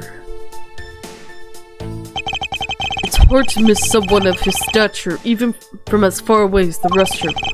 Besides, I can't think of anyone else with that kind of hairstyle and big beige coat. Well, I was simply wondering if you were mistaken in what you saw. What? Preposterous! My eyes are sharp as they can be, ready to see through lies to the truth. Although, recently, things do seem to be a bit fuzzier than they used to be. Clearly, his eyes are not the only things that have gone fuzzy. But allow me to say, with all the honor and dignity of a judge, I am not mistaken in what I saw. But when I was about to exit the restroom, he had completely disappeared. Hold it! He disappeared. But Your Honor, didn't you just say, I saw the detective buying something from the vending machines? Why, yes. Yes, I did. The restroom window looks over the courtyard and right into the hallway. But just as I was about to exit, I took another look and there was no one in sight. That led me to the only solution to this mystery. The detective must have gone into the crime scene lobby number 2 at that point. Why are you yelling that? So he looked into the hallway from the restroom and over the courtyard, did he? A detective that goes missing while on duty. That sounds mighty suspicious to me. Hold it! Your Honor, I ask that you please remain calm. No! I am certainly Palm. You're being anything but perfectly calm. It appears that his honor could not have been mistaken in what he saw. I suppose so, given his line of sight. However, Franziska, why do you suppose our lines of sight are so different? If you're referring to my height... Can't you hold that whip still for just a second? Now about his honor's testimony. I believe his line of sight to be an important factor. If it's that important, why don't you hurry up and tell him already? I will, but there's one more thing I need to do if I am to correct his honor's testimony. I'm going to need to retrace Detective Gumshoe's movements.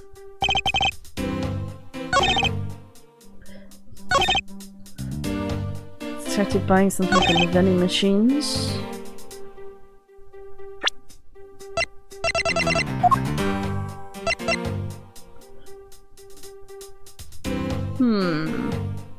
Objection! This one? Oh, it was that one, okay. What was that finger wag for, Mr. Edgeworth? And don't you know it's rude to shout objection when someone is giving testimony? Huh.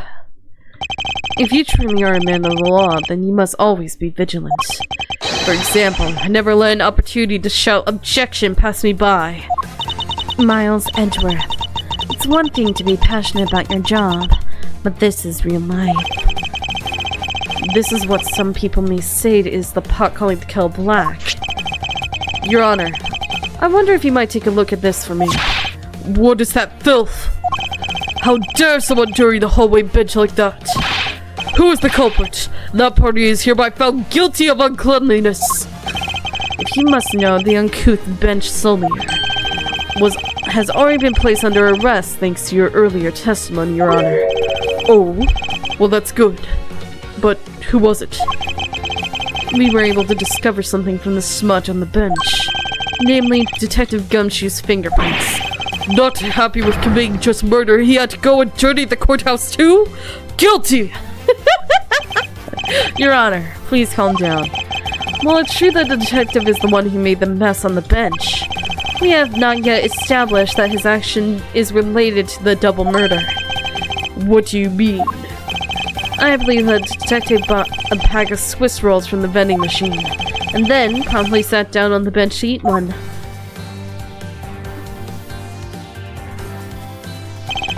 The cake crumbs and pieces of chocolate on the floor under the bench. Detective Gumshoe's fingerprints proved my conclusion to be true. Oh, but I still don't understand. Is this whole thing related to how I couldn't see him as I was leaving the restroom? It is indeed. The window in the hallway was built rather high up into the wall, and around a grown adult's chest height. As evidence, I submit that Franziska herself was unable to see out that window. I could see the sky, thank you.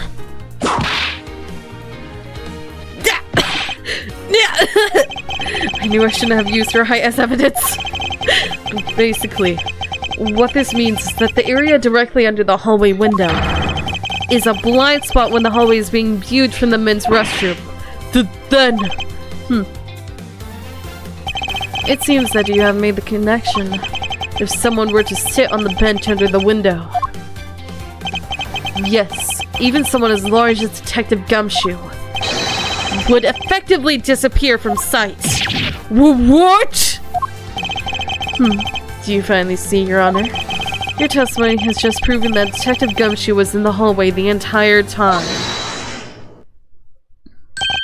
Oh, sorry.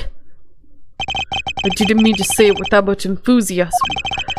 All I wanted to do was try saying it once. Here, let me try that again. Hold it! Is there something of value you'd like to say? Yes, actually there is. I remember seeing something else just now. Mr. Edgeworth, please allow me to testify to the court one more time. What? Dude. Even if we overruled him, he'd just keep on talking, wouldn't he? That might not be a bad thing. The more info, the better in a perfect investigation, right? What I saw, part 2. I suppose it's possible you can't see a person from the restroom window. However, that doesn't mean that detective was saying there when I looked. Anyway, I forgot to testify earlier about probably the most important detail. As I was leaving the restroom, I heard the loud bang of a gunshot. That only confirms the balloon popping incident! It was a balloon! Ah, my headset fell! Oh no! I can't hear anything!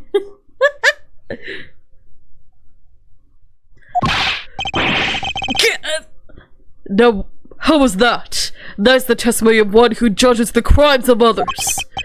Your Honor, could you try to state the important facts first next time? I agree. Before you go around judging others, you should learn to judge your own words. I'm sorry, but honestly, I thought that sound was just a noise popper until just now. Now that he mentions it, right before we restarted the trial, he did talk about that. Oh, by the way, was there someone celebrating a birthday during the recess? I could have sworn I heard a popper going off. Come to think of it, the other day with my grandson.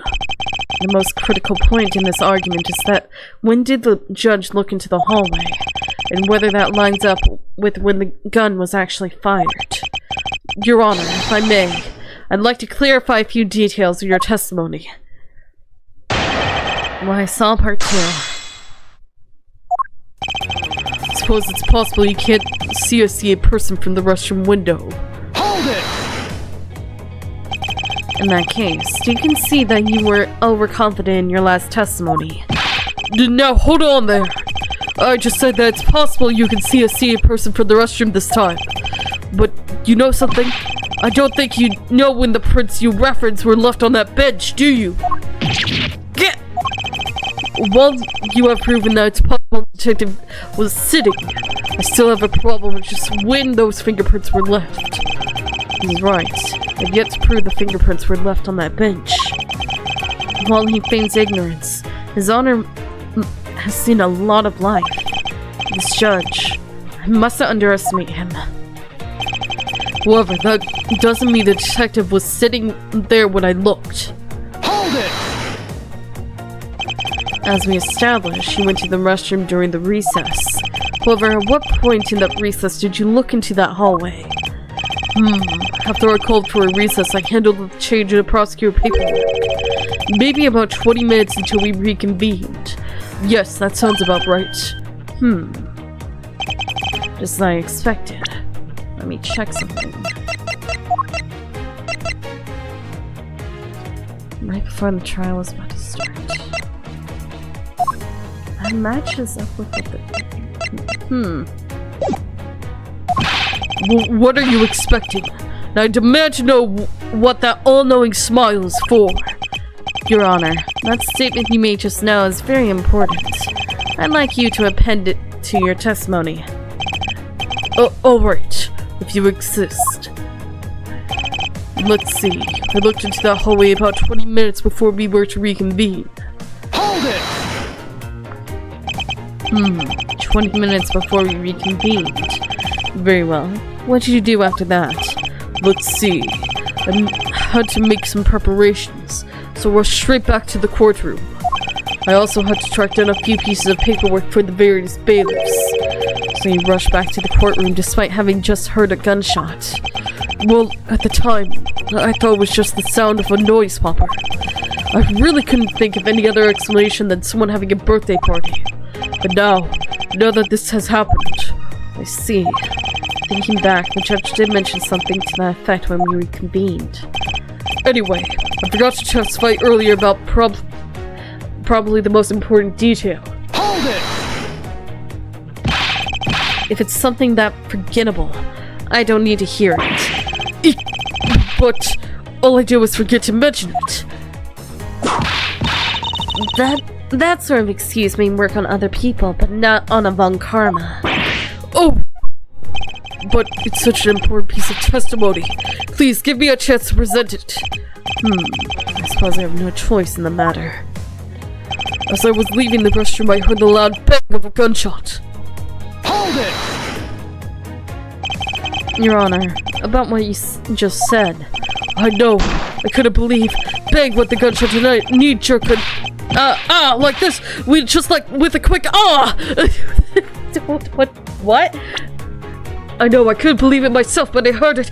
Bang with the gunshot. I heard it loud and clear. And then I made a knee-jerk reaction. I jumped into the air like this. Yes, just like this, with a quick What? Your Honor, please remain calm when you're trying to explain yourself to me. Yes, sir. Sorry about that. Now then, I must gather myself, yes. When I heard the gunshot, there was no one in the hall. I should know. I looked. There was no one there! This judge's emotion circuits appear to be stuck on overreact. I believe that we finally found the flaw in his Honor's testimony. Yet sadly, he's completely oblivious to it. But I guess I can't really expect him to be aware of it. Well, what are you waiting for? Hurry up and fill him in! At least that thing finally came in handy. Indeed. Now let's see what happens when I present it to his Honor. About 20 minutes before we were to reconvene. Right before the trial was about to start. Objection! Your Honor, I cannot allow you to make an objection. What? Your Honor, I'm really sorry, but I cannot allow you to not allow me to make an objection. Gods, I've been overruled! Your Honor, there are simply too many holes in your testimony for my taste. What do you mean by that? You claim that you heard the gunshot during that recess, but that's simply not possible. Mr. New Prosecutor recommended by Manfred von Eck. Instead of biting your tongue, why don't you change it to a what'd she say? Instead of biting your tongue, why don't you bite your tongue on those preposterous names? Eek.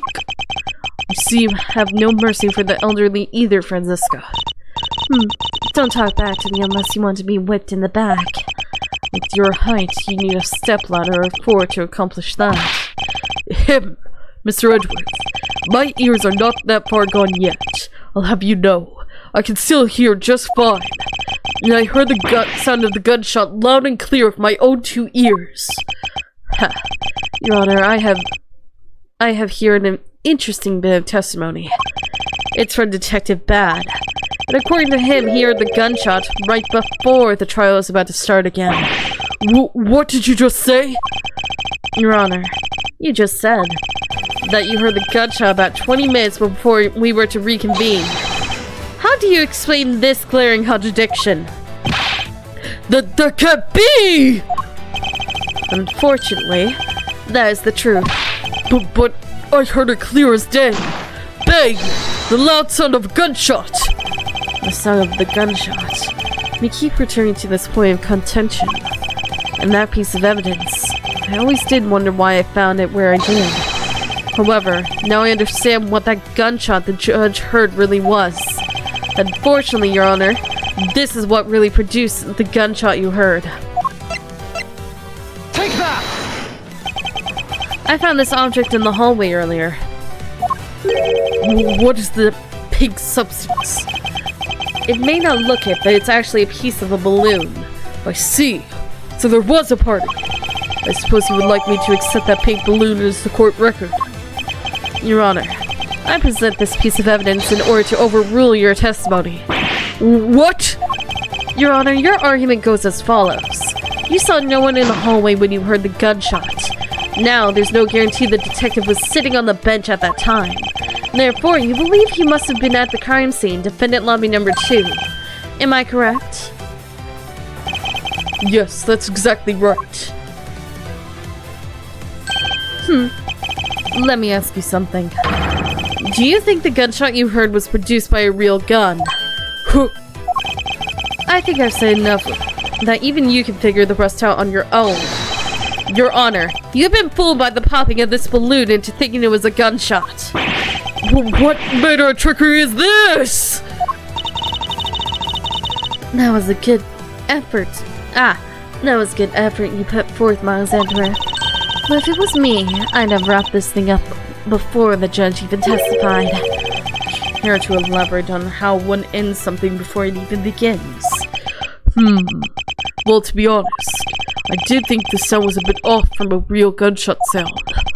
But who could have guessed someone would pop a balloon at a place like this? That's true. One doesn't usually think balloons in conjunction with the courthouse.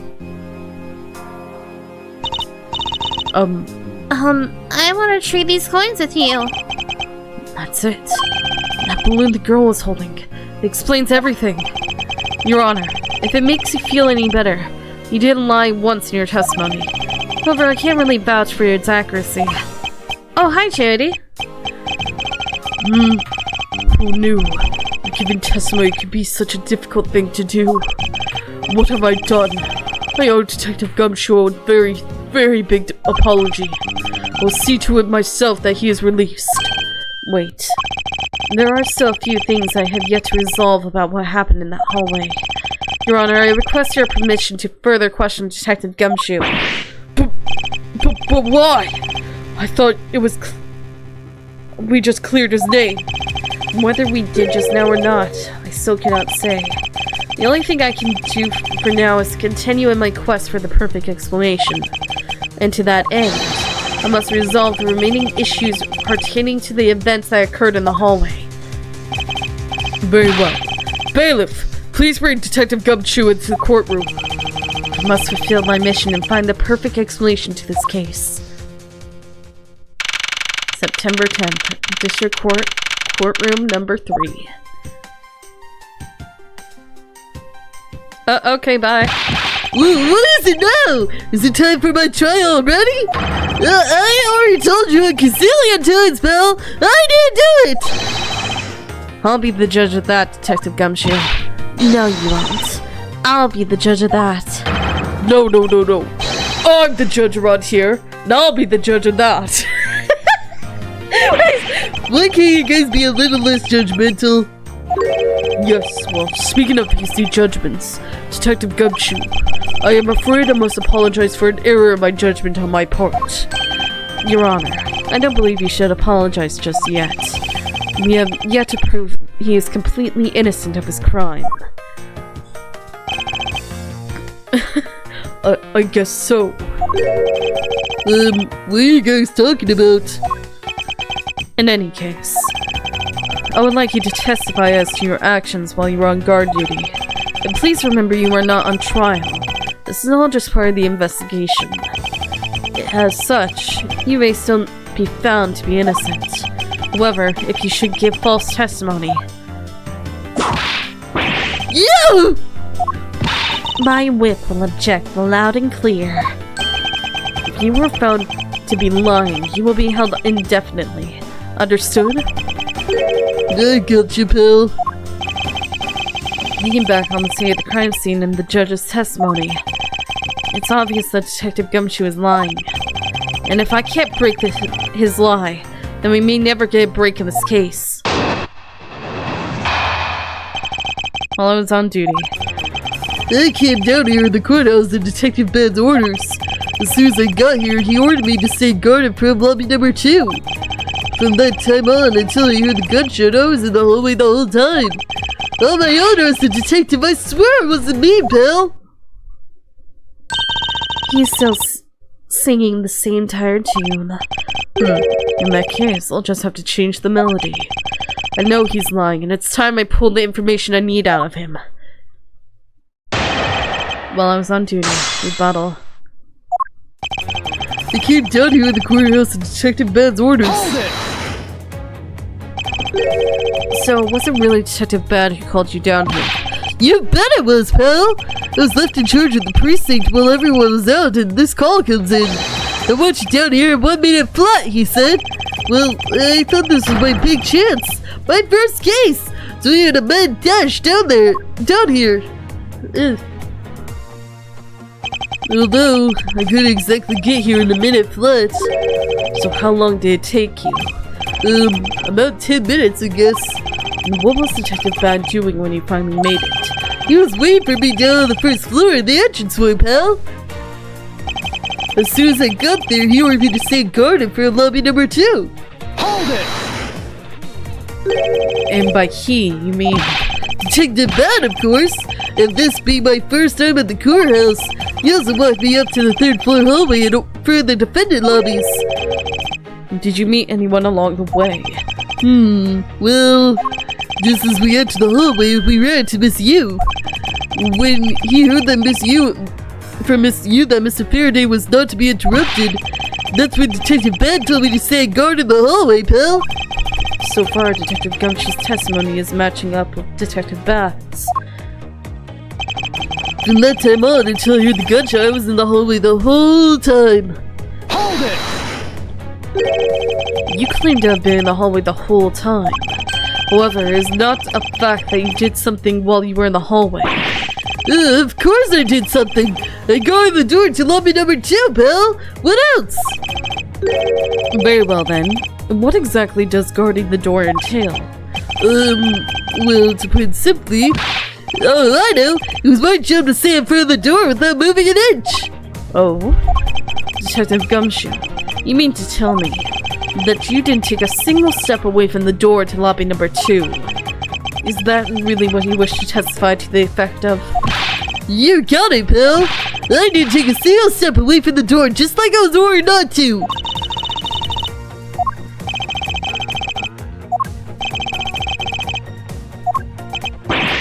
Why is everyone so quiet all of a sudden? Because we are all in shock and in awe of your utter stupidity. Scruffy. If you're going to lie, at least tell us a more believable one. Yes! But I'm not lying. You should hurry up and bring this insipid testimony to a close.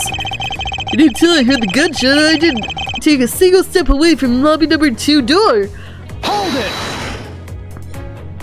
I'm only going to ask you one more time, Detective Gumshoe. Are you sure you stood in front of the door to lobby number 2 the entire time? Yep, after I was told by Detective Bad, I stood guard in front of the door without a single break. So believe me when I say I was in the hallway the whole time already, pal.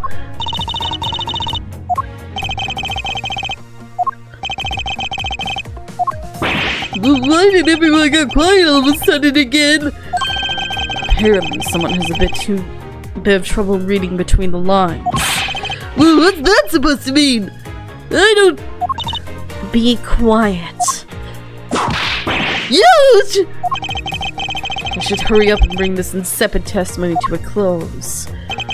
My honor as a detective, I swear it wasn't me, pal! Hold it! Would you also be willing to swear that there was no one else in the hallway besides you? What are you talking about? I just swore to you that I was doing my job, pal! Oh? Then what were you acting so nervous for? What? I'm not nervous at all, pal! Anyway, no single person other than myself was in the hall the whole time! You should just let it go. Pursuing this train of thought at this time would just be a waste of time. You have such a foolishly foolish contradiction. And such a foolishly foolish testimony is just plain old foolish. Fool has always been your favorite word, huh? Indeed. However, in the pursuit of the perfect investigation, I'm afraid we have to deal with it. By squashing it under the weight of evidence.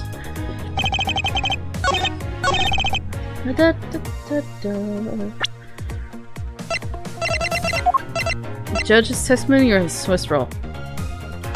Or this? The judge didn't give us a testimony, so either it's gonna be the Swiss roll or the bench. Probably the bench. Objection!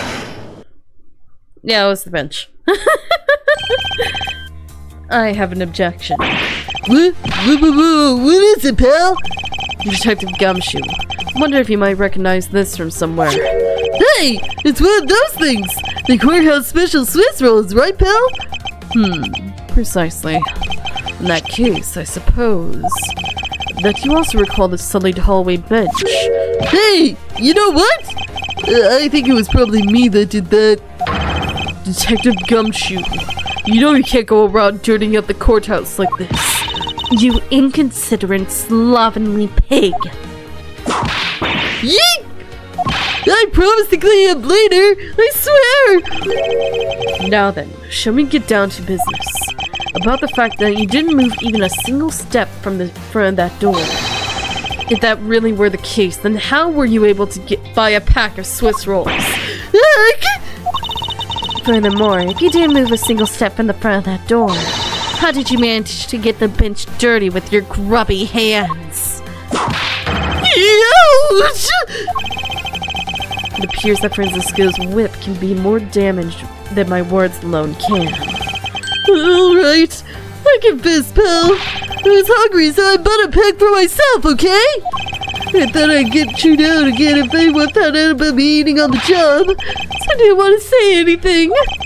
Well, unfortunately for you, I saw you do the whole dastardly deed. I clearly saw you buy a pack of Swiss rolls from the vending machine. Okay, I'm sorry for lying. But that's all I'm sorry for. You got that? Because I'm not holding anything else back. That last statement, it may sound like it makes sense. However, there is something I don't quite believe about it. Are you sure you're not withholding further information from us? Of course not. I've got nothing else to hide, pal. Oh, if only that were true, Detective Gumshoe. It is true, pal. I swear there's nothing else. Detective Gumshoe, I'm sure you are aware of the price of a pack of Swiss rolls, correct? Let me again, pal.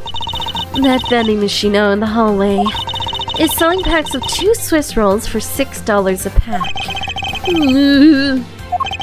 And yet, according to you, you didn't have any cash on you until you cashed your $5 annual bonus check. $5 for the bonus check. That sucks. Especially when you spend it all on a Swiss roll. Isn't that right?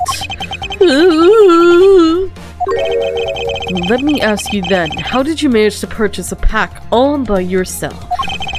Can you provide me with a proper explanation to that? I told you I bought it by myself, pal! There wasn't anyone else in the hallway with me, so there's no one who could have helped me buy it! So you admit to have stolen $1 from somebody? Wait, don't tell me! You got some kind of proof that there was someone else in the hallway, don't you? Correct. As if you could! I mean, there are the chances of that! Wait, you do? Of course I do. What?! How?! What proof do I have that there must have been someone else in the hallway? The balloon. The balloon. What the heck is that? I knew you didn't really have anything. You prosecutors are all the same, always lying to people. You should stop, you know? But the balloon! I refuse to be lectured by the likes of you, Detective.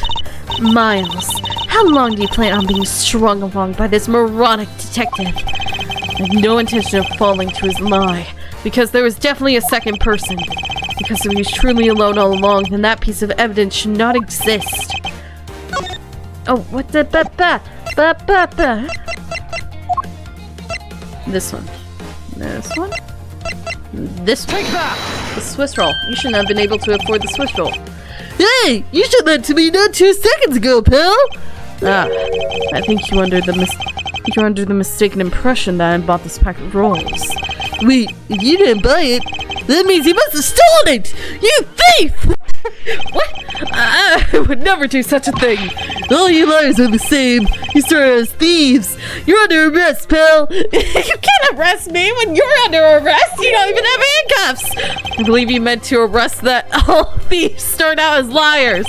And in that case, what does that say about you, Detective? This particular Swiss roll was dropped by a certain someone. Who? There were 2 rolls in this package. You ate one of them. But you then gave the other one to a certain other person, didn't you? No way, pal! You've got it all wrong! I ate both of them! No! I caught you this time, you sneaky little nutcracker!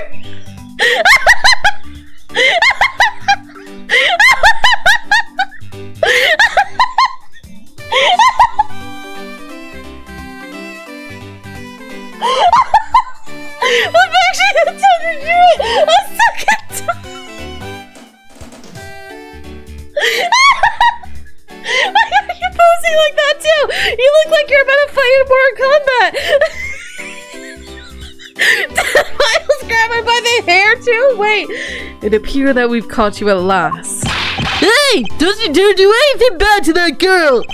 It would appear that they do know each other after all. So why do you continue to come up to me and kick me? Have I wronged you somehow? Why do you keep going for the nuts? I have a name and it's Kay. Kay what? Kay Faraday. Faraday. Are you perhaps Mr. Faraday's daughter? I'm not a Ewing.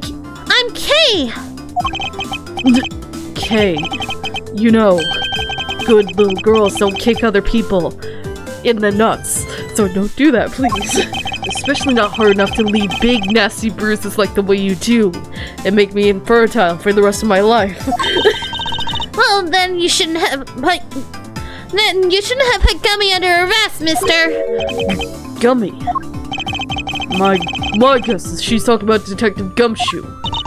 What a cute nickname you've given him. Gummy didn't do anything wrong! Kay!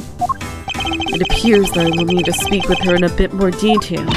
Rawr! Rar? Rar? Rar? Oh, the strange child! Oh no, I've already been through this! I was wondering! It's not different! It's the same!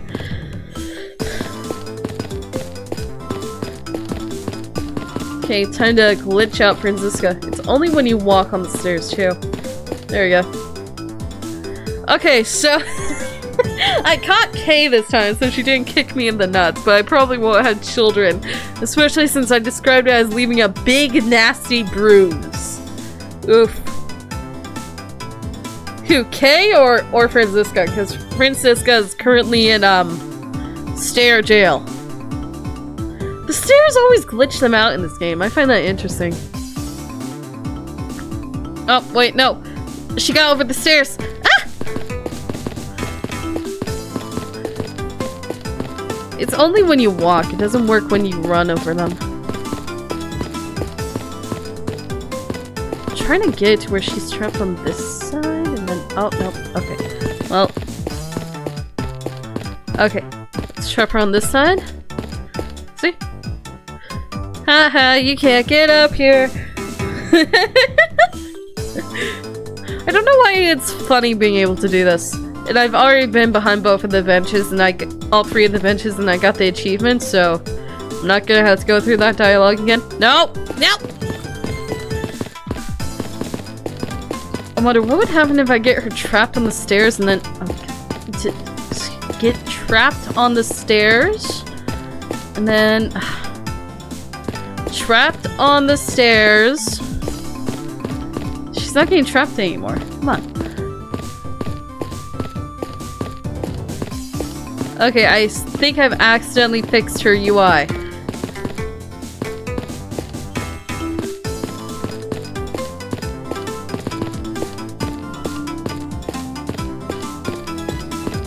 There it goes. No, no, no, no, no. No, no, no, no. For a second. Oh dear. What is the matter, Your Honor? I claim to hand down fair verdicts, but I unfairly cast suspicion on the big fella. If that had been a trial just now, I would have destroyed his life. I am the guilty one. We all make mistakes, Your Honor. To err is human, to forgive divine. To err is human, to err, as they say. Although, if you were to make a mistake during a trial, then it would be quite unforgivable. Oh, she wasn't moving for a second. I thought it was safe. Okay. Get stuck on the stairs again, please. Franziska, please stop.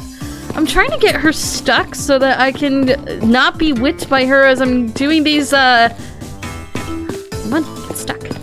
Get stuck.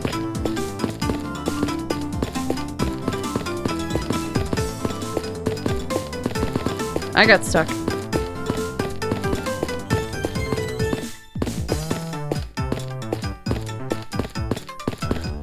Trying to get her stuck. That's all I'm trying to do. Let me get her stuck for just 1 second. Come on.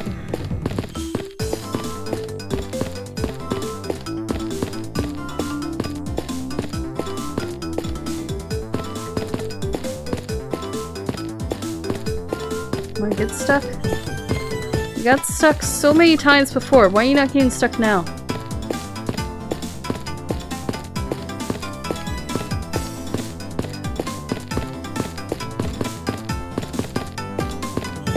Why is she not getting stuck now? That doesn't make any sense. She got stuck so many times on these stairs, now she's not getting stuck.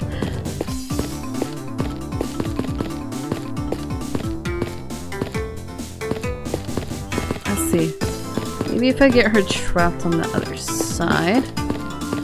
There it goes. Can I escape? I'm escaping. Okay. It appears that we caught you red-handed, eating a Swiss roll. Look, I'm sorry about lying to you, pal. And you have nothing else to say. Sure do. It was so fluffy and sweet and big. It was perfection, pal. And totally worth every penny of my bonus. Really? Really? I see. Well, good for you, detective. But why did you waste so much on the ground?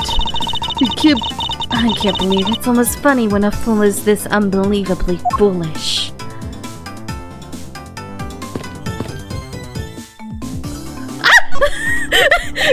She was going down, sorry. Now then, Kay. Did you really hiss at me? She is like a stray cat. I wonder if I should feed her something. Maybe the Swiss roll? No, I feed her the balloon. Take that! Okay, I promise to give this to you if you calm down. Oh, a Swiss roll! It's changed so quickly. It really belongs to you though, doesn't it? Yeah, I was saving it for Daddy. Oh my! Wait,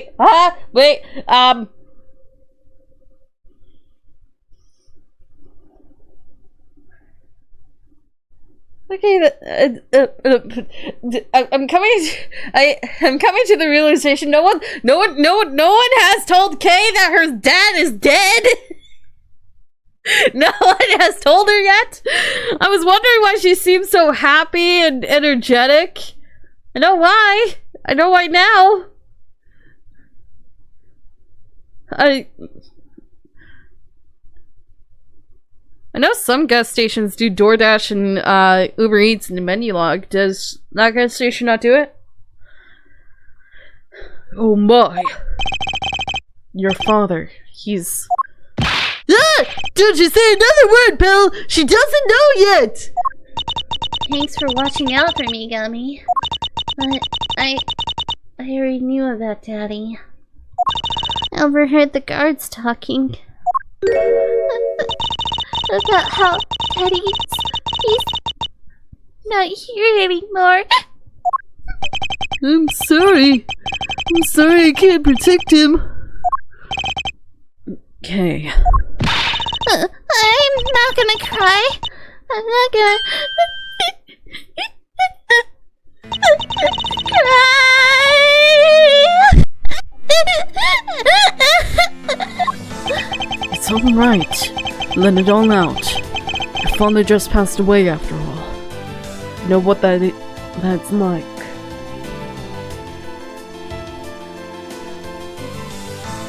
I know what it's like, but at least he didn't die in front of you like mine did. It's okay.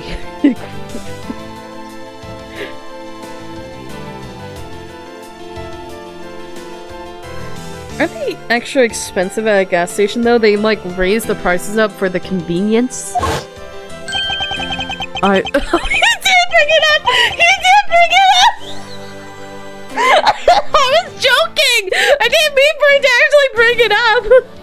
I myself was also involved in a case at this courthouse when I was a young child. A case in which my father was a defense attorney. Passed away. All of my dreams of becoming a lawyer were crushed into fine ash at that nightmarish day. Oh, really? That's half the price of what you get them at the courthouse. Yeah. Even now, the wound festers deep in the depths of my soul. Ever since that incident, I've dedicated myself to locking away every criminal I can. And now, death is happening right in front of me. This child feels certain shared fate, a common bond between us. Both of our fathers dying in this very courthouse. Miles Edgeworth, what sort of gentleman are you? Are you going to just stand there and watch a lady cry? You're right. Sorry about that. Okay. Here. How about you use this handkerchief here and dry your little eyes?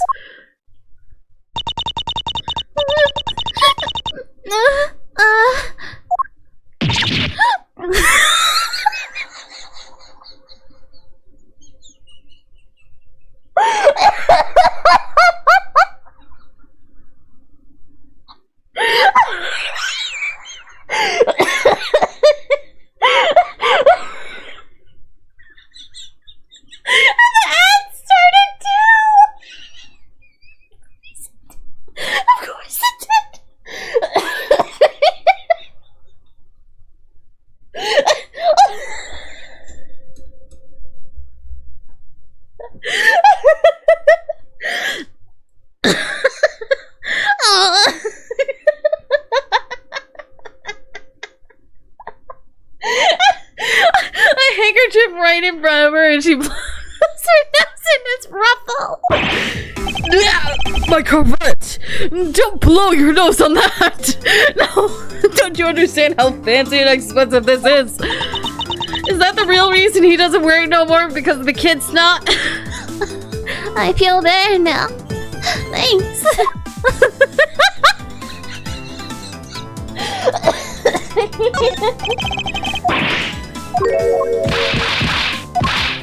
Oh, he didn't say anything to Okay, I'm stuck in this convo because I'm dumb. Okay, talk to the child now. After she blew her nose in my Corvette. Are we gonna change this? Or do I have permanent kid snot now? Okay, you're going to be alright. Am I removing the ruffle that's covered in snot, or no? Yep, I'm already alright. Somehow I highly doubt that. I'm not going to push it. I promised Daddy I'd never cry in front of strangers. You're a good kid, aren't you, Kay? You always keep your promises, right? That's right. Even if I can't see Daddy anymore, I'm still going to keep all my promises. You're a very brave girl, Kay. You're a very good child for keeping the promises you made to your papa. Even testify that you didn't cry just for you. She did cry. Thank you very much, lady. It's nothing. I'm only telling the truth after all. It would appear that because her father was a respected prosecutor, Franziska is sympathetic to Kay's feelings. What about this? Oh, Daddy showed this to me before. Well, he was a prosecutor too, so it's only natural that he had one as well. They would pin this badge on me a lot, just for fun. Putting the prosecutor's badge on a child for fun. But he said that he put it on his clothes, the scary prosecutor would get mad. He also said that scary prosecutor said it was more fashionable to not wear it. I wonder who that scary prosecutor could be. I wonder, could Kay be talking about Mr. Von Karma? Okay, about this. Huh? Are you giving it to me? But I promised Daddy I wouldn't take things from strangers. You took the Swiss roll. I'm sorry. It's alright. I wasn't intending to give it to you anyway. Oh, okay. Guess I thought wrong. Miles, even if you show her that to her, she isn't going to magically know all about it. I suppose you're right. You really need to stop picking on Gummy, okay? Okay, yeah, girl, that's a great kid, you know that? What is this chummy relationship? What the heck are you doing? Reminding of her father's death, Bill? Hey! I did it to myself before. I constantly try to traumatize myself and others. I got an attempt with a kid. Always attempt with the children. I didn't think of that. She may look all happy, but she's really hurt deep down inside, you know? You have a heart and be more sensitive, okay, pal? I'm sorry. For once, this detective is actually making the voice of reason. I came here with Daddy for his work, and I wanted to eat with him. Daddy. She looks so sad and lost. I can't bring myself to make her recall any more about today's events. Your father. Kay, what kind of person was your father? Daddy was a hero of justice. His job was to catch all the bad people in the world. So to you, a prosecutor is a hero of justice, huh? I suppose we are in a sense. So we are the criminals the ones who seek guilty verdicts for criminals. Plus, you know what? Whenever I came to the courthouse, they would buy me an absolute favorite treat. Swiss rolls! Oh? I want to be a hero of justice someday just like Daddy. So I've been working really hard. I see. What have you been working hard on? I've been working hard to keep all the promises Daddy and I made together. A promise notebook. May I take a look inside, Kay? Sure, okay. It appears to be an exchange diary of sorts between father and daughter. Mr. Faraday's writing conveys a sense of the kind of man he was. This little notebook just might come in handy later. Exchange diary between Faraday and Kay. Thank you for showing this to me, Kay. Let me read it. Promise 1, never take things from a stranger. Promise 2, never go anywhere with a stranger. Promises to Daddy. Promise 3, always greet people with a smile, even people you don't know. Promise 4, never cry in front of strangers. Promise 5, always try your hardest to learn about things you don't understand. Daddy's job is to make sure that everyone else follows the rules. Okay, be a good girl and promise that you'll keep your promises to me, okay? Love, your Daddy. So, promise 1 and 2 broken. Promise 4 is broken. So 3 of her promises have already been broken. So, whoops. I hope you'll continue to work hard and become a hero just like your father. I'm gonna try. Hey, Kay! So I'm a detective that catches the bad people, right? That makes me a hero too! Yeah!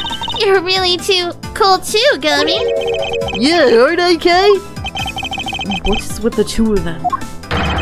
I hand down verdicts of justice, so that makes me a hero too. Yes, and thanks to your oh-so-heroic testimony, you almost painted the detective as a vile criminal and sent him out to jail. I'm really sorry about that. Gummy is not a bad man, okay? That poor judge. He's being treated like a vile criminal rather than a hero of justice. It appears that you and Detective Gumshoe are good friends, Kay. Yeah, we're friends. In that case, would you mind telling me a little more about him?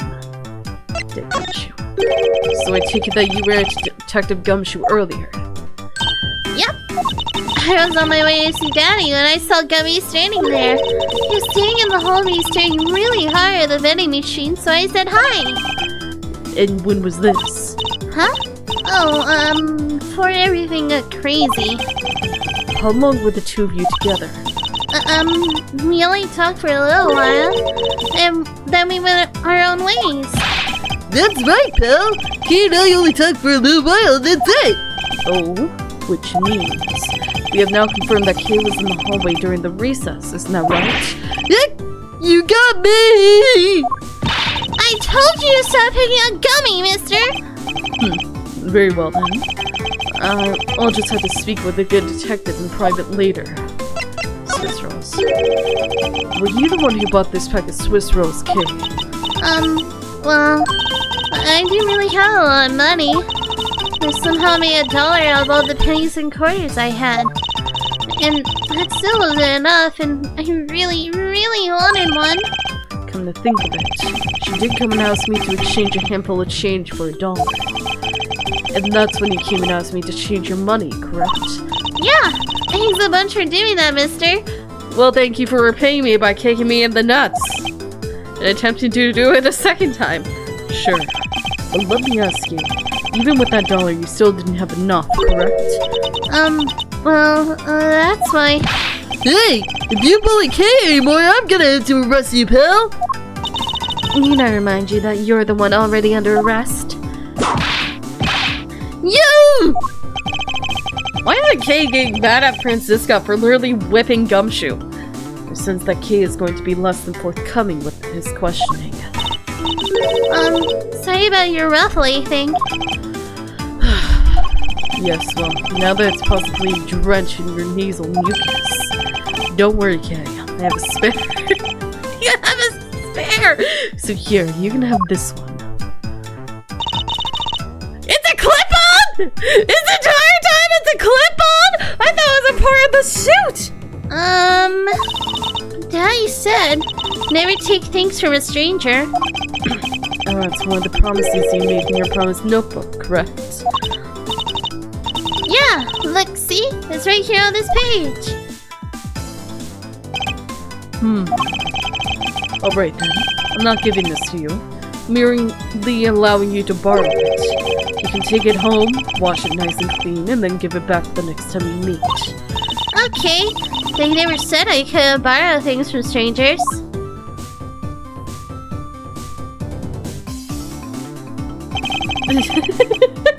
Did they really just make that one animation so that he could take it off? It's been a clip-on this entire time? Why? Now then, Detective Gumshoe. Uh-oh. I believe it's now crystal clear that you were with Lil K in that hallway. I told you to stop being mean to Gummy! Hold it. Miles Edgeworth, there's still something you have yet to resolve. I beg your pardon. You still haven't offered an explanation for why that man would lie to us. That's... well... Gummy, don't tell me you lied for my sake. Hey, don't worry about it, Kay. Everything's gonna be okay. Yeah, so that's why. So, what was Detective Gumshoe's motive for lying? If you can't explain that, then you can't call this a perfect investigation. His reason for lying is very simple. What? Here is what I believe to be his reason.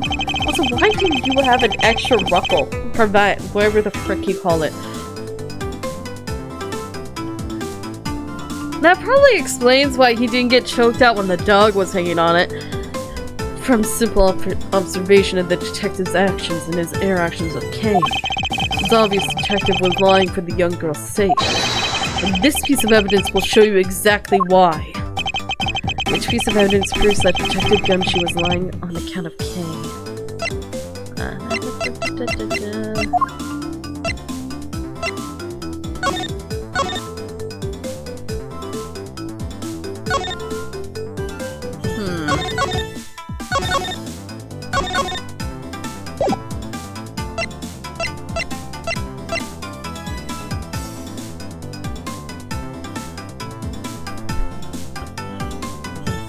The Swiss roll? Take that! This is the piece of evidence. What are you showing me that for? It doesn't seem to add anything to the conversation. I don't get what you're trying to say with that. Or do you just like showing it off? Are you gonna give that to me, mister? I don't feel that the court needs to enter that into the court record at this time. What is wrong with everyone? Why are they all teasing me all of a sudden? Although it's possible perhaps I made a mistake and that's why. Now then, back to the topic at hand, Gumshoe lied for Kay's sake. Why did he lie for Kay? Is it because of the balloon? Either the balloon or the promise notebook. What did I do? Oh, what? Why can I do that? Why is that an option? That's not confusing at all, especially since there's no prompts on the screen. You can literally lock someone in. Oh, never mind. You just gotta press the button and it comes back. Never mind.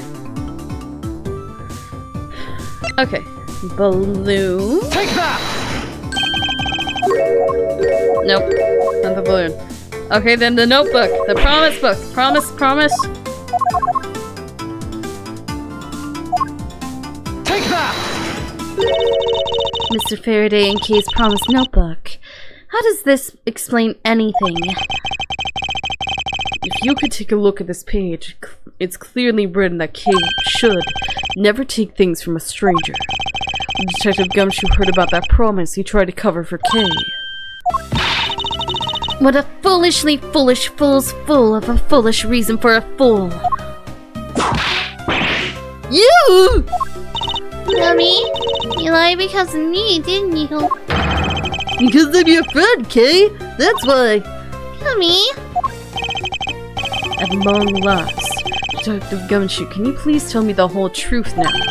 Guess there's no beating you, huh, pal? Okay, I'll spill the goods. Are we forgetting that there's a double homicide? I've been saying guard for a while. I was getting really hungry and that snack vending machine was taunting me. But all the cash you had on you was $5. That wasn't enough to buy anything, right? After all, the cheapest item in that machine is a $6 pack of Swiss rolls. Yeah, but then, like an angel from heaven, Kay showed up.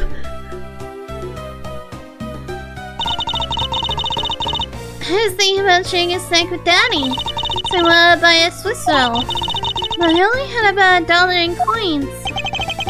So we pulled my $5 and her $1 together and bought a pack of Swiss rolls together. But I was worried about breaking one of my promises. So then Gummy said, Mr. Faraday's one scary guy when he gets mad. But don't worry, you won't get in trouble if I don't tell, right? Besides, you bought it with me, so you didn't really get it from me, you know? he told me it'd be okay. And he gave me a whole roll of saving it to Daddy. Who knew that Scruffy would be so considerate? Indeed. Detective, I take it that you then sat down on the bench and ate the rolls together. Yeah, we split the other roll and ate it right then. The sweet taste of that cake's chocolate. I'll never forget it as long as I live, pal. It's probably the only piece of cake he's had in his grown-up life. Anyway. Okay, I believe this belongs to you. Oh, that's in the balloon I popped. It's bad manners to leave garbage lying around, Kay. I'm sorry. Well, I guess I can't blame you for not throwing this one piece away.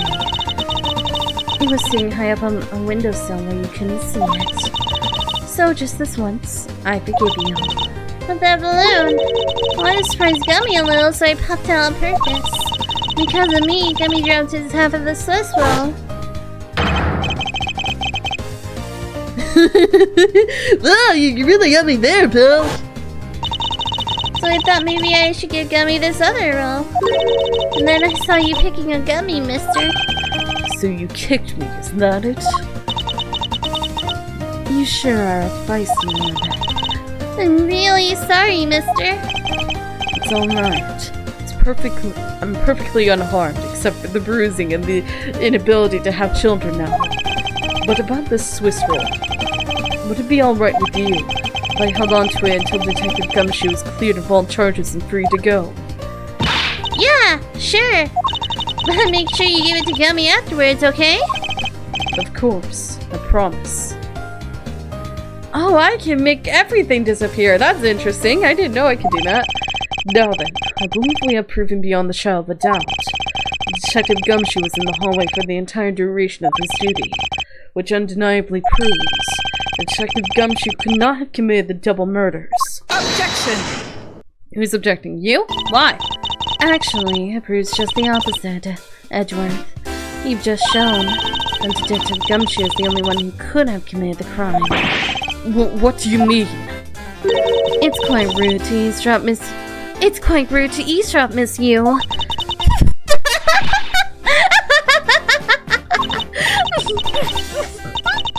I'm getting lectured on manners.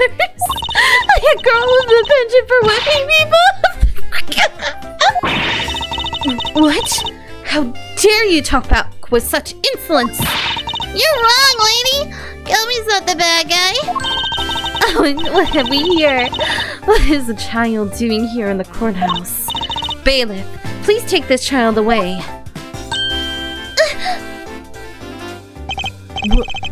Miss Calista, you! That girl is Mr. Faraday's! I know. So what? You think that just because she's the victim's daughter, she gets to just run wild all around the crime scene? I think it's actually quite dangerous for her, to speak nothing of being underfoot. I suppose you're right. However, as long as we're in agreement on that point, let's get back to the real issue at hand. Now then, detective, you're in front of the door to lobby number 2 the entire time, correct? Yeah, but... You see? Isn't it obvious it could only be the detective? He's the only person who could have gone into lobby number 2 at the time of the murders. I have no counter-argument to that. Don't worry, I've already put in the necessary paperwork for his formal arrest. The investigation is far from over. Oh, that's right. I'm going to speak with you about that. Don't you think it's reckless to talk to the suspect out in the open without a guard? I suppose it is. Well, as someone with more experience in law than you, allow me to share something. Always keep a good eye on a criminal you may regret what comes of your negligence. Oh, Miles, I can't believe you're letting this woman lecture you like this. This is unforgivable as a disciple of Von Karma. Calm down, Tigress. Now then, I'll be looking forward to the results of your investigations.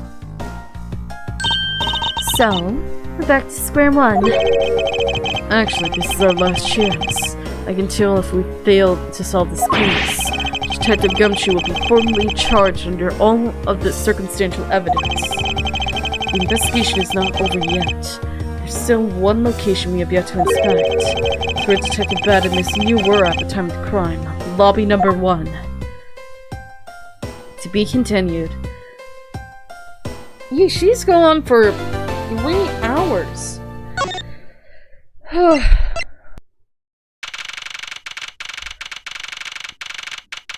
September 10th, 5:45 p.m. District Court Defendant Lobby number 1. What is this incredibly overpowering sweet scent? It smells like flowers. Uncle Bad, is this it? Isn't that Detective Bad and Kay over there? It looks like she managed to escape the bailiff. No. No. Ah, you remember the voice I gave him. Oh, hi, Papaya. Yeah, I miss you.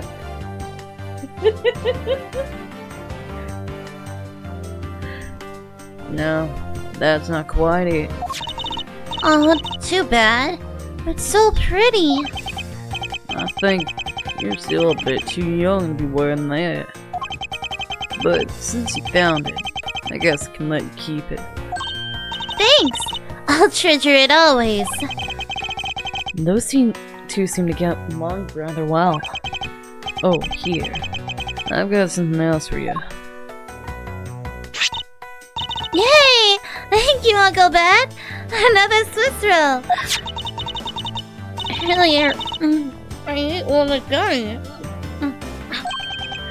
Gummy. Oh, you mean Gumshoe. Yes. You're trying nice to me. Because I was gonna get in trouble. And then he got in trouble because you had to protect me. Mommy, I know he didn't kill Daddy! Don't cry. Faraday would be sad if he saw you crying. I'm not crying. Okay. Oh, it's the mister from before and the lady too. Don't you think it would be a good idea to go home for the time being? You're not involved in the investigation, so it's for the best if you do. Actually, I'm Uncle Bad's assistant. Shouldn't that be Gumshoe? So, I'm related to the investigation. Is that so, Detective Bad?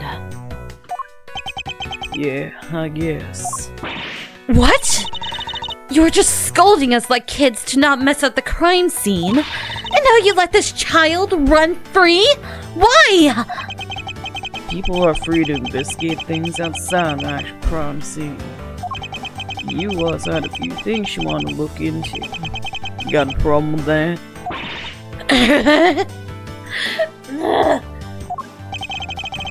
I don't have a problem with that, but I am curious as to what Miss Yu is looking into.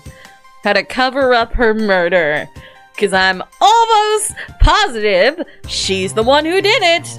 You can't tell me otherwise. I'm pretty sure she did. Uncle Bad, I'm gonna go look somewhere else now, okay?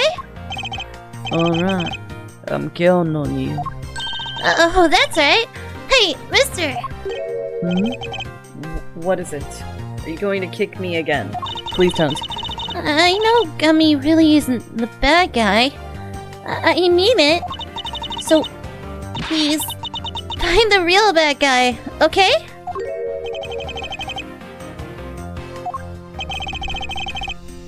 I just realized that my microphone was, not set up properly. I think it's okay. I don't think it was that big of a difference. I won't forgive whoever did this. But in the absence of the perfect piece of testimony and evidence, there is no one else who could be the true culprit other than Detective Gumshoe. She wanted off while I was pondering. Alright.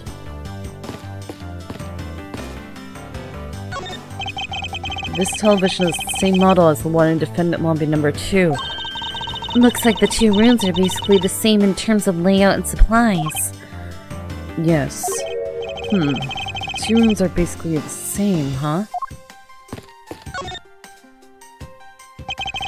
It may not look like much, but I found that ordinary tables like this one are very useful. I think it's time they bought a new one. I wonder if they replace this table if I hit it enough with my whip. If they will. What? A much too heavy-handed method if I ever saw one. She's just excitable, isn't she? What an incredibly strong-scented herbal tea. I fear the more than being relaxing, this scent may make one a bit heaty instead. You put in a special quest for that. No wonder she's so violent. She's been drinking this stuff the whole time. Neither woman should be allowed to comment on this particular topic. Ever. Especially with how violent you are with just the riding crop. I can leave. Oh, I can. Where can I go instead? Crime scene. Oh, Yu's here. I didn't realize Yu was here. Wait, is there any actual differences between the rooms? Can I open the... The plants moved here. This decorative plant's foliage is quite nice. It's actually soothing to be around it. Perhaps I should purchase one for my room. Something going on. Are you still trying to take a nap? Is the judge in here? No, he's not. Okay. Okay. So, why are you still trying to take a nap, sir? Sir! Nothing to report, sir!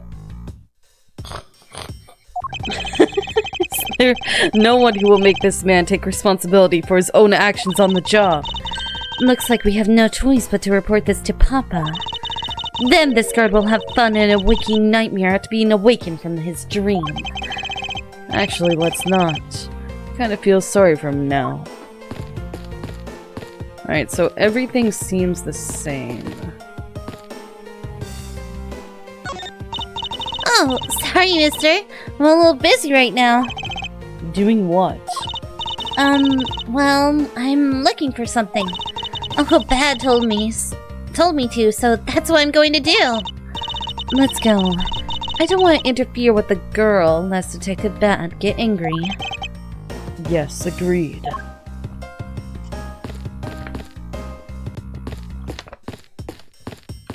Okay. Trash can, and the thing over here. The bench is covered with ants. The janitor is going to have a tough time with this. It would appear that they're coming in through the open window up there.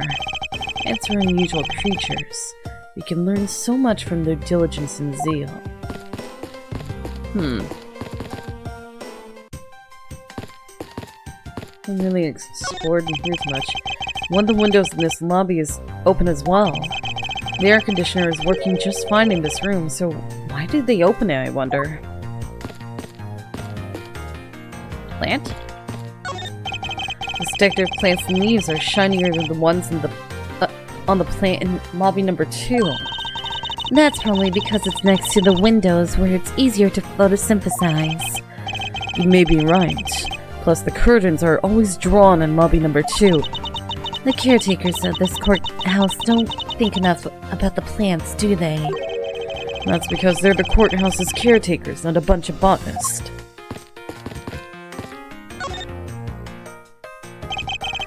That expensive painting is ill-suited to be hanging on the wall of this room.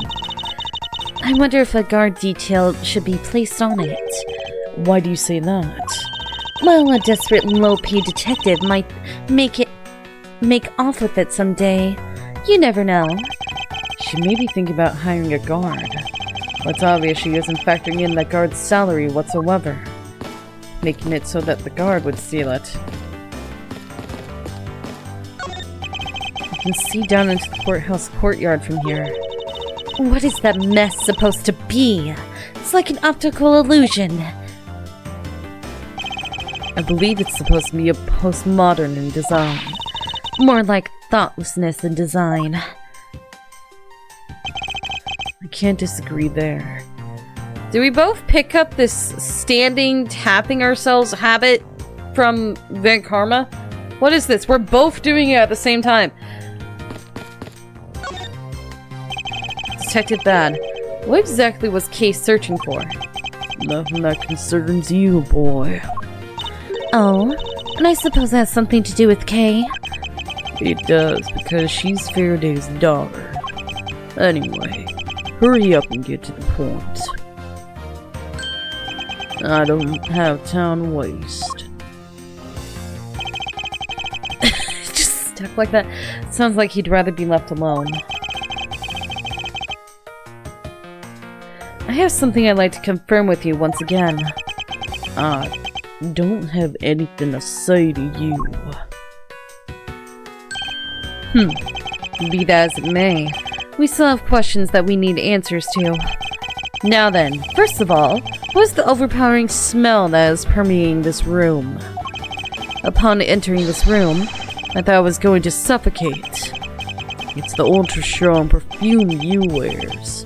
She spilled some of it. I was having a bad time of it myself. I didn't think twice and opened the window. That smell's still here. Perfume, huh?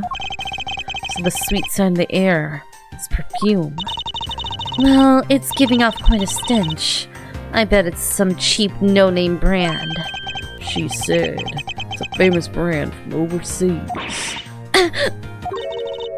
It's a knockoff. Yes, definitely a knockoff.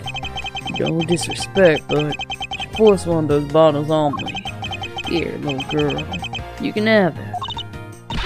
I was born for a much more expensive and refined perfume. However, seeing as how you just happen to have a spare, I suppose I'll take it. Miles Edgeworth, you will hold on to this bottle without fail. Why can't she ever be honest about her wants? I got a bottle of perfume. Same as the perfume spilled in lobby number 1. So now we have the perfume Missy wears. Just fantastic. Is that all you want to talk about? If so, I'm going back to investigating. Actually, I have a few other things I wish to inquire about. Give me a sec. Give me a second. I will leave you alone for just a second because I want to check something. I can't look at the perfume. Man. I wanted to look at the perfume and see if there was anything on it, but apparently not. Alright. I don't remember what I showed him last time, so we're gonna go through everything again! Sure enough, make you feel like a big, strong prosecutor. Of course not! I was simply proving my title of prosecutor to you. I see. Most prosecutors don't go around flaunting those things. It's like a detective walking around outside with his badge flashing in the sunlight. Show that out too much, and before you know it, you'll be elbow deep in angry criminals. That would definitely be a problem. The KG8 incident. I heard that you were involved in this case as well. Yeah. That's all you have to say? It was an unpleasant case that I don't wish to recall.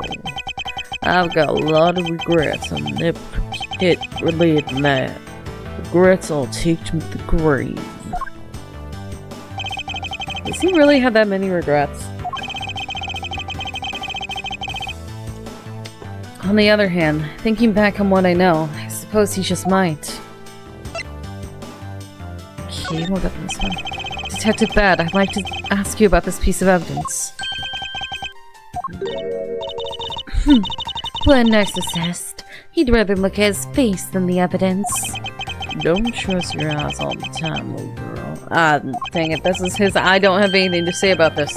I can see the evidence. And keep an eye on the two of you with this mirror. What? Then why don't you answer? Because I've got nothing to say. That's all. Understood. Why couldn't he have just said that from the beginning? Faraday. Sounds like you lost someone close to you. He was bound, buddy. Fought through a lot together. A boy with a silver spoon in his mouth couldn't possibly understand society's dark underbelly.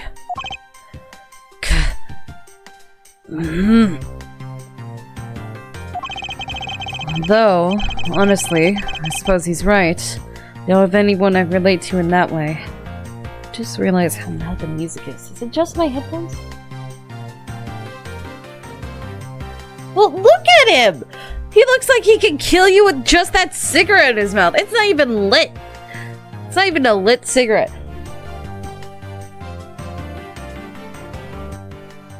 Okay. Well, it's not as though I long for someone like that. Nor am I going to... I'm good at getting close. I woke up not too long ago. Please bear with me. That snack has quite a history attached to it for me. I'm not sure I follow. Our recently departed Faraday loved the Courthouse special Swiss roll. And his daughter Kay also seems to have taken a liking to them. The three of us used to sit around eating them together. I guess that's why we wanted to get Detective Gumshoe in them too. But look at that sticky situation that came out on that. Actually, the biggest reasons for the sticky situation we found ourselves in are the absolute poverty of a scruff face and his unnecessary soft-heartedness. Unforgiving as always, I see.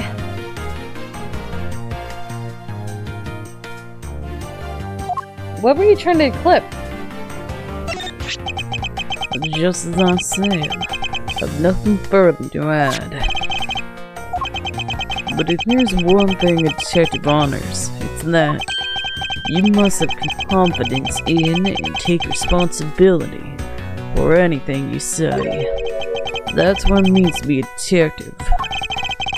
In other words, we're just another stubborn horse, aren't you, Detective? I'm not a big fan of perfume. I am not either. There's only a very specific kind of perfume I like, and it's vanilla. And warm vanilla. That's the only one I like, and every other one just smells terrible and and it doesn't help when they spray it in the air and you don't know until you start tasting chemicals in your mouth. You smell like a freaking chemical farm full of flowers and I hate perfume. So, exactly what kind of relationship do you have with Miss Yu? Like I told you, we're connected through the victim of the KGA incident, her younger sister. Are you dating her younger sister? How old are you? Did I just make a bad assumption? How old are you? Never mind! You are not dating her! Nope, you're not dating her! You were not! Nope. If she was younger, that was like two. Nope, you were not. Sorry, bad assumption. I made a bad assumption. Okay. Yeah, it doesn't help when people put on perfume like every 2 seconds, thinking that's gonna fix problems.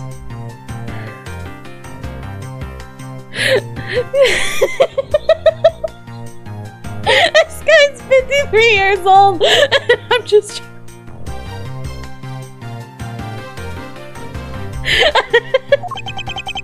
Okay, I was supposed to protect her. That makes more sense!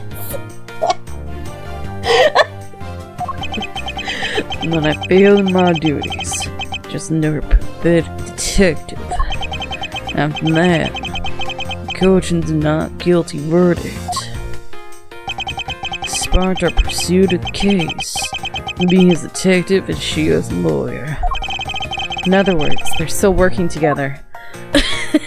And not trying,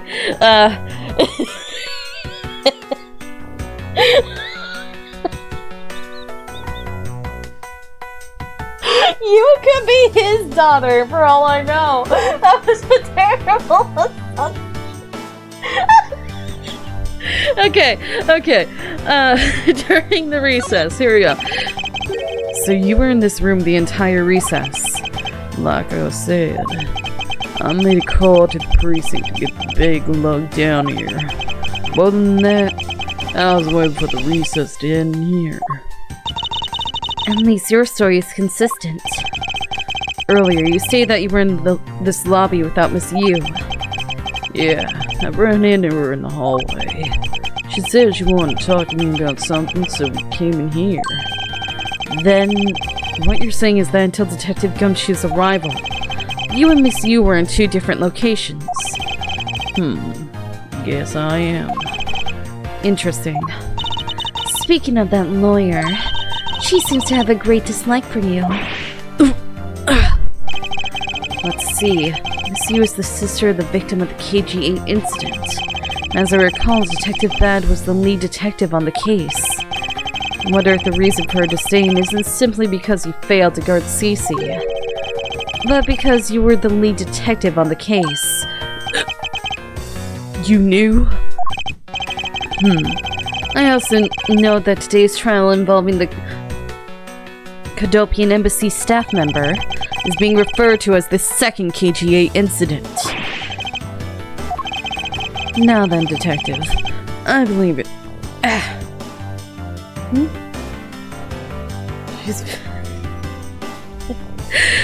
Now then, Detective, I believe it's time you were honest with me and told me the truth behind your relationship with Miss Yu and Mr. Faraday and the KGA incident.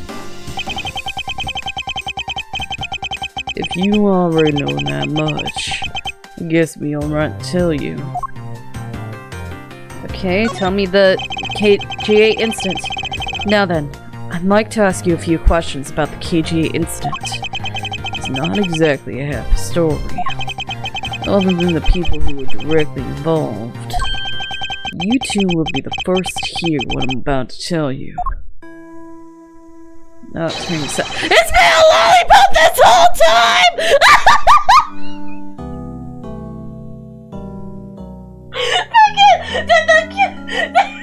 The Cartoon Network salty on me!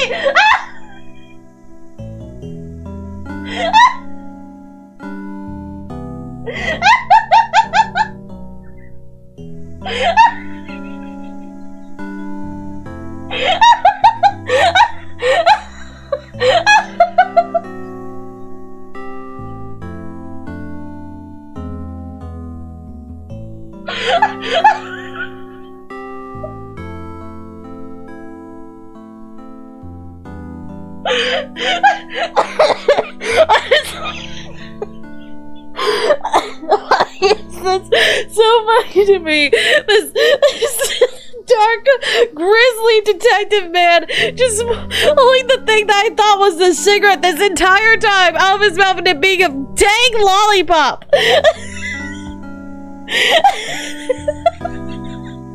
I have bad timing. I know. Okay.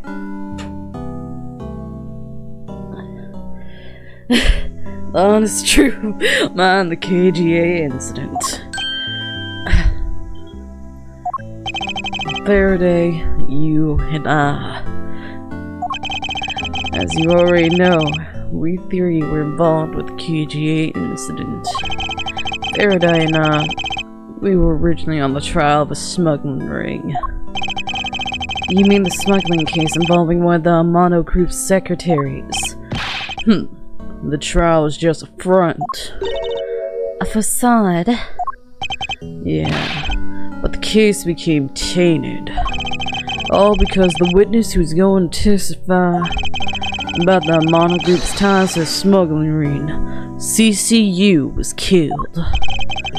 Then, what became of the secretary who was arrested? His name was Colin DeVore. To be honest, the guy didn't know a thing about the smuggling ring, but he confessed knowing about it anyway. DeVore was probably being intimidated by the big boss man. Just another scapegoat. The boss man at the Amano Group. You can't seriously mean Mr. Ernest Amano. That can't be right.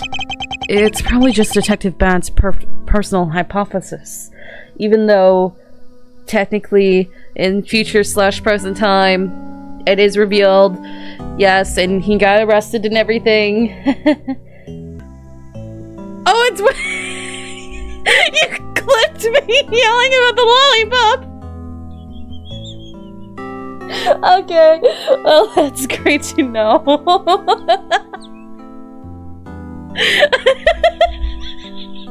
Okay. I need to not remember about the lollipop. Okay, back to it. What is he trying to do? Suspecting Mr. Amano of being involved with smuggling. You're not detective. I suppose. I'm already losing it. We're barely like 30 minutes in and I'm losing it. I suppose it would have been quite difficult to secure an acquittal after he confessed. But the man who killed CCU, Manny Cochin, was a completely different person. But since he's already been acquitted once of murder, Mr. Faraday, how would you have let him go? How could you have let him go? If I remember correctly, I heard that Mr. Faraday had an important piece of evidence stolen from him. What? I didn't even see what that said. Okay. Well, that wasn't Faraday's fault. It was mine. I wasn't vigilant enough. Faraday, CC, I was supposed to protect them both. Miss Yu did mention that as well. About how Detective Bad was supposed to guard her sister. But even I was supposed to protect them. fell into their trap. What kind of a trap? The holes in his jackets are a testament to what that trap. What?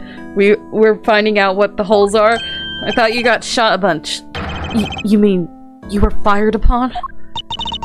Is that it? You were shot at that many times in one gunfight? No. Only about half of these are from that case. But the reason I continue to wear this jacket is to remind myself of the lessons I learned from the KGA incident. I see. I can protect CCU, and the suspect was found not guilty. We had hit a brick wall as far as the law was concerned. And that's when he came to the courtroom, the victim's sister. That's when I first met Callisto Yu. Relation to you, I guess we're going with that. I thought when you first met Miss Yu, it was on the day the verdict of the KGA incident was handed down, was it not? Yes. Faraday and I, we apologized to her from the bottom of our hearts. It was all we could do, but just saying you're sorry won't bring my sister back, she said. And then she gave me a hard slap across the face. Well, she certainly had a lot of self-control to stop at just a slap. If it was me, not even 100 lashes would have been punishment enough. You don't have a sister. I'm the closest to a brother you even have. I suppose not. You said it yourself that you never want to see either of us ever again. But after that, you've seen her many times over, correct? Yeah. Faraday and I, even after the KGA incident had come to a close, we continued to hunt down the smuggling ring and get involved in a variety of cases. But it was no use. We cracked so many different cases, but the result was always the same. We couldn't find the real mastermind behind the ring. Is the ring really that big? It was in the pursuit of the ring that we met you once again. It was during another trial related to the smuggling ring. Faraday was the prosecutor, and I, as the lead detective, took to the witness stand. She appeared out of the blue as the defense attorney. Her client was related to the smuggling ring, and she was defending them. Yeah. He was Wait. Was that not bad saying that? It was... Her client was part of the smuggling ring, and she was defending them? Yeah. You was pursuing the ring as best as she could as a lawyer. I think she defended real this time, on the same reason. Come to think of it, Miss Yu did say something to the same effect. I have my own agenda. I'm still on the hunt for the leads regarding the KGA incident, alright? And for that you have not a single qualm about defending a known killer.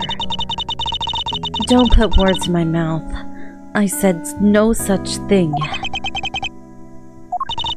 The only way I had to get close to Mr. Rell was to be his lawyer. I had no intention of covering for him. Ever. So don't you dare suggest I was going to. It doesn't matter what her reason is. Helping a criminal is just despicable! You're so naive, little girl. I could have stolen this lollipop from you. That's how naive you are. He even brings up the lollipop. Okay, great. How dare you insult the daughter of a Von Karma? Just like us, you felt that she had hit the limit of what the law could do. That's all. The law is merely a tool. There's no limit to it, only the skill of the craftsman.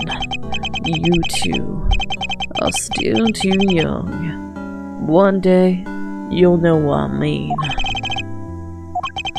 But enough sidetracking. What matters is that we met you again in pursuit of the smuggling ring.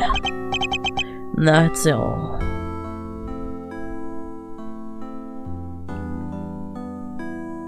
Could it be possible that you is part of the smuggling ring? Smuggling. That you is part of it. That she's not the head of it, but she is definitely helping out with it. Is that possible? Or... because I'm getting a vibe like that's what the game is trying to hint at, that she is at least trying to help with it. Relation to Faraday. So, what is your relation to Mr. Faraday? You even seem to know Kay fairly well. Are you his father? I met him, and he was a rookie prosecutor. Known him ever since. And Kay, I've known her since the day she was born. Faraday and I, we cracked quite a few cases together. You two seem to have no progress at all in the Yatagarasu case.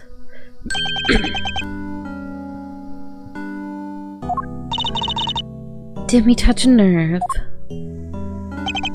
I only have one thing to say to you. No one knew more about the Yatagarasu than me and Faraday. That's why I was called upon to testify in today's trial. To prove that Rel was not the real Yatagarasu. Which I would have done if you haven't turned around and accused Faraday. After this accusation, I was asked to testify, but this time, to prove or disprove the accusation. But I guess I won't be doing that either. I sense that there's more to that statement than meets the eye. Perhaps a little bit more digging into the Yatagarasu is what's necessary. Yatagarasu. You claim to know much about the Yatagarasu. Like, Faraday was the Yatagarasu, wasn't he? Would you care to share what you know with me? What you two should be looking for right now is proof of murderous intent towards Faraday and Rail. I agree, which is exactly why I'm asking you about the Yatagarasu. What? The KGA incident and this second KGA incident. Both of these cases were tied to the smuggling ring, and in both of the cases, the witness who was to testify about the ring was murdered. However, there is one point in which they differ, that this is the presence or the absence of the great thief Yatagarasu. Mr. Rel claimed to be the Yatagarasu. However, in the middle of the trial, he suddenly declared Mr. Faraday to be the real Yatagarasu. Then, during the recess, they were both killed. Don't you find that to be at least a bit odd? Miles Edgeworth, stop beating around the bush and just spit it out already! I believe that there must be some reason that the two men suspected of being the Yatagarasu were both killed at the same time. A reason? Oh. And so, in order to catch Mr. Faraday and Mr. Rel's cold-blooded killer, I feel that I need to learn as much as I can about the Yatagarasu. If it won't help you solve this case. The music stopped? Like, completely stopped? Wait, what? That's not good. It's never good. That's never good. That's never good. Then I'll tell you. I'll tell you the reason why we've never caught the Yatagarasu. What was that sudden outburst for? You almost made me whip you by accident. Get rid of the freaking riding crop already. It still accidentally whipped me anyway. There are 3 main reasons why the Yatagarasu will always be 1 step ahead. First, the Yatagarasu always knows the exact location of the target object.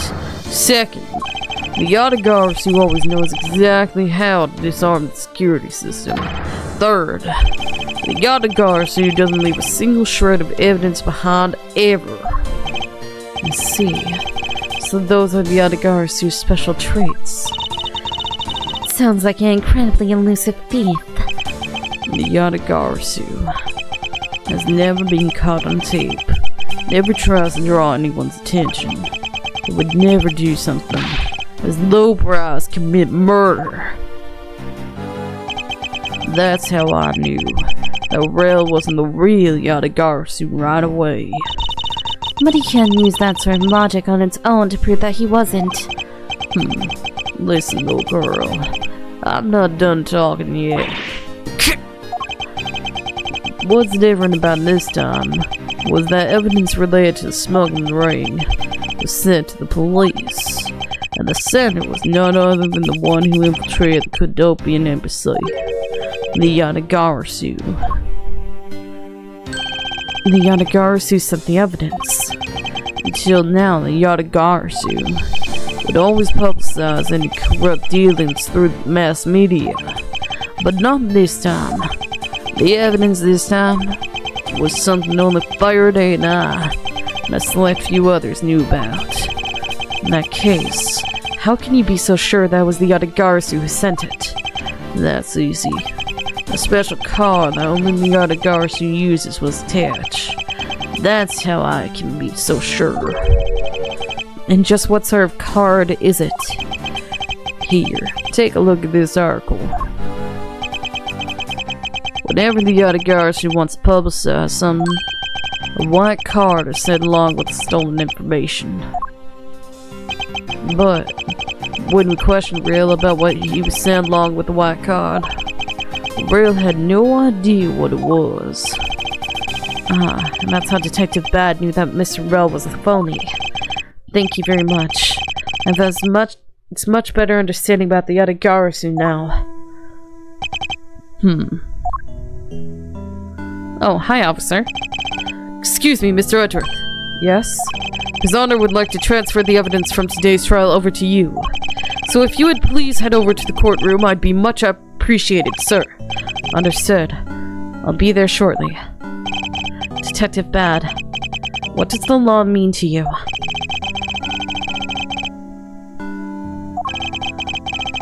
Find the answer to that question is the only reason I'm still alive. I became a prosecutor to find the answer to that question myself. And to play a part in the ensuring that all criminals everywhere are found guilty. September 10th, District Court, Courtroom Number 3. Oh, it's you, Mr. Edgeworth. It appears that His Honor is still a bit dispirited. For the first time today, I experienced what it's like to stand at the witness stand. I now have a greater appreciation for just how hard it is to give testimony. Well, there's no reason for you to be all depressed about it, Your Honor. As a judge, no one expects you to think about anything other than the verdict. Franziska, there is no need to further depress His Honor. But I'm not trying to, Miles. Your Honor. Your Honor, I've come to collect the evidence that was to be transferred to me. Your Honor? The evidence? Your Honor! Oh! You! Yes, can I help you? I'd like to collect the evidence now, sir. Your Honor, do you think you can stay focused long enough to at least do your job? Yes, I'm sorry. And I would, except the defense attorney has yet to arrive. She's busy with the investigation. So let's keep this brief, shall we? Very well. In that case, please confirm that all the pieces of evidence are present. Furthermore, the evidence that was used in the murders of Mr. Faraday and Mr. Rowe are also included, so please go ahead and use them in your investigation into their case. Understood, Your Honor. The pieces of evidence that were used in the murder of those two men. This could be a very good chance for me to find new leads regarding their case. Maybe even something that will finally lead me to the truth. I've placed all the evidence over on the prosecutor's bench for you. I see. Thank you very much. I'll go confirm that they are all accounted for. Okay, well, I'm going this way, apparently. Let me go over here real quick. Evidence that Miss Yu prepared is just sitting here on this table. You know you can't just walk off with it, right? Of course I do. Miss Yu must have been caught off guard by her client's sudden accusation. I wonder how she would have defended Mr. Rell in the case if he was still alive.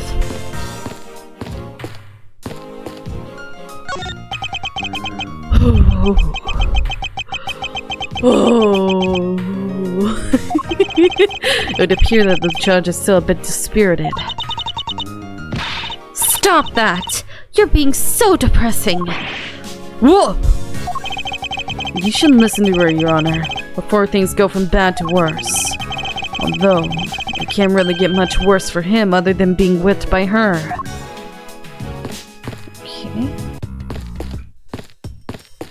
Can I talk to you again? Will you say anything different? Oh, sorry, mister. I'm a little busy right now. Doing what? Still looking for something for Uncle Ben. Okay. Well, then we'll go this way. I'm just curious if there's anything hiding. Hi. You're in the way, boy. Move. You look terribly busy. However, I was wondering what you're busy with. Just looking for something. It's got nothing to do with you. What is it that... What is with your terrible attitude?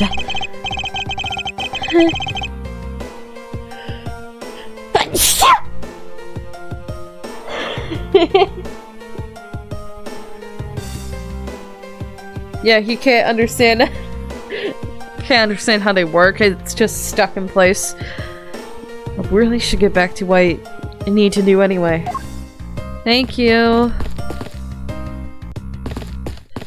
I feel like something to do with the windows. Windows! Where'd the bodies go? Where are the bodies? Curtains are shut tight. The color of those curtains are rather gloomy. For a place where people's lives are in the balance. I could have chosen to hang something a little more cheery, you know? I know. However, I think the designer had more things to think about than the lobbies. Well, as a Valkarma, I would afford any location related to the law extra attention to detail. A bit obsessive, aren't we? I forgot to talk to you earlier. Whoops. I wanna open the dang curtains. I feel like there's something ongoing there. Ongoing? What? I feel like there's something going on there. That's what I meant. Alright. Is this all the evidence? Are you hiding evidence up here? No, you're not. Okay. This is all the evidence. So this is the evidence related to today's Codopian embassy trial from Mr. Faraday's bag.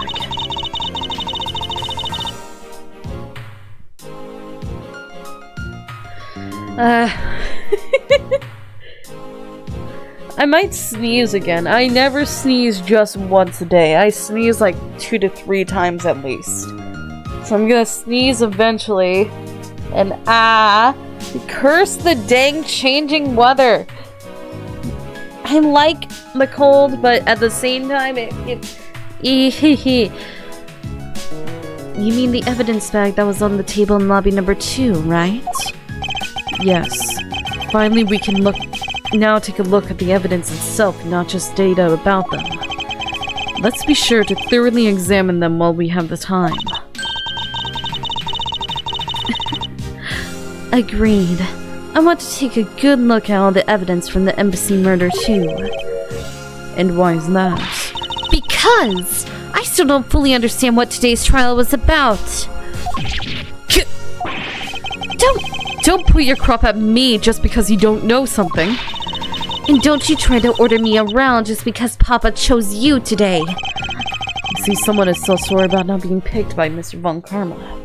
You're 5 years away, man.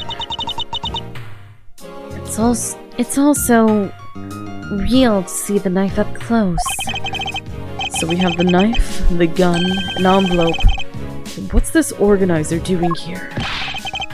Oh, that's right. I completely forgot to tell you. About what, Your Honor? They found Mr. Faraday's personal organizer inside the evidence backbase. Detective Bad requested it be passed along to you. He said it would help the investigation. Detective Bad said that? What a strange stroke of luck. I'll never look a gift horse in the mouth. Might as well flip through it, too. I won't rest until I've inspected every suspicious-looking nook and cranny. That's a different knife. It's the knife that was used to kill Mr. Faraday. Who would have thought that such a beautiful piece of art could be used for such a cruel act? It's never crossed my mind that you use your riding crop for the wrong purposes.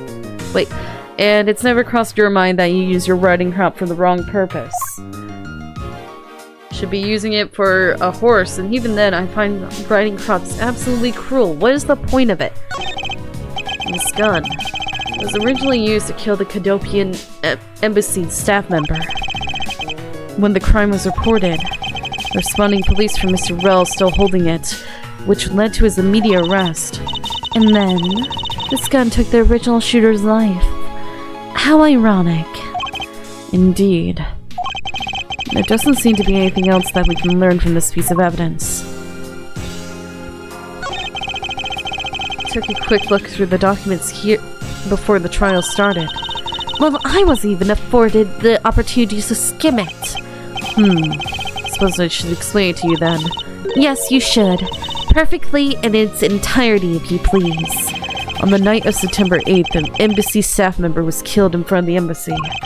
The staff member died of shock due to being shot in the heart.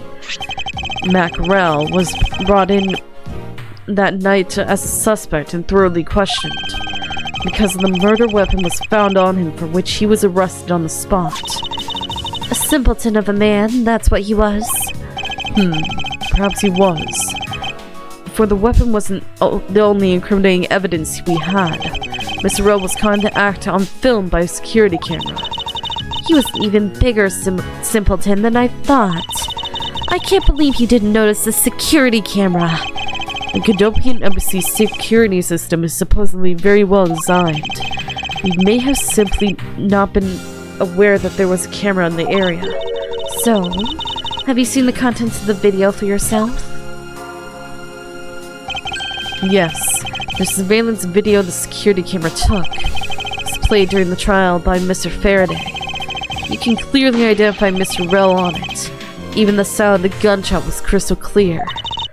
So the footage includes sound, huh? I don't think I've ever wanted to see the moment of someone's death in real life. Me neither. I have? Technically you have, Edgeworth? Your own father in front of you, and you thought you killed him for years? You're still under the impression that you killed him?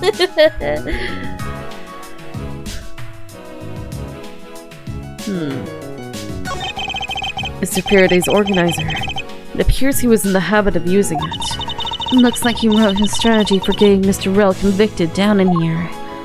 I've collected the evidence I need to prove Rell was the killer. Between the handgun Rell had on him when he was arrested and the surveillance tape, I should be able to prove he was the one. It appears Mr. Faraday honestly believed Mr. Rell was the killer in the case. The sound of the handgun going off was recorded with superb clarity on the surveillance video. I also have evidence that I can use to prove Rell is not the real Yatagarasu. Wait!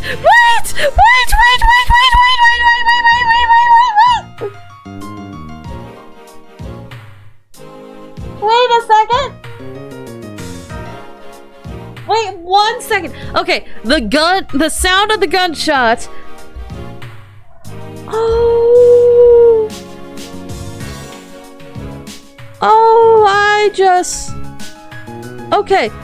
Okay, it is you. You did it. Freaking you did it. She had to. So during that time where Detective Bad was downstairs, she went into the room and stabbed Faraday and shot Rel, stacked them on each other, cleaned up the crime scene, and then came out. Not you, the attorney, you know what I'm talking about. And then she cleaned up the crime scene to make it seem like they killed each other, and then made sure she was in the room with Bad. And she had wasn't the remote missing? Wasn't the remote missing for the freaking TV? Wait a second. Am I wrong or... Dude! And the tape in there was the tape of the surveillance camera paused at the exact moment of the gunshot. So several minutes later, when she was sure she was in the clear of having an alibi, she played the sound to make it seem like it just happened. But she's the one who did it. Freaking you did it. Oh! I knew you did it, but I didn't know how. I didn't know how she was able to make the gun go off, and I thought it had something to do with the window. But that explains why the windows were actually open. She probably spilled the perfume on purpose and had the windows open so that the gunshot would sound and it would be heard everywhere. Oh!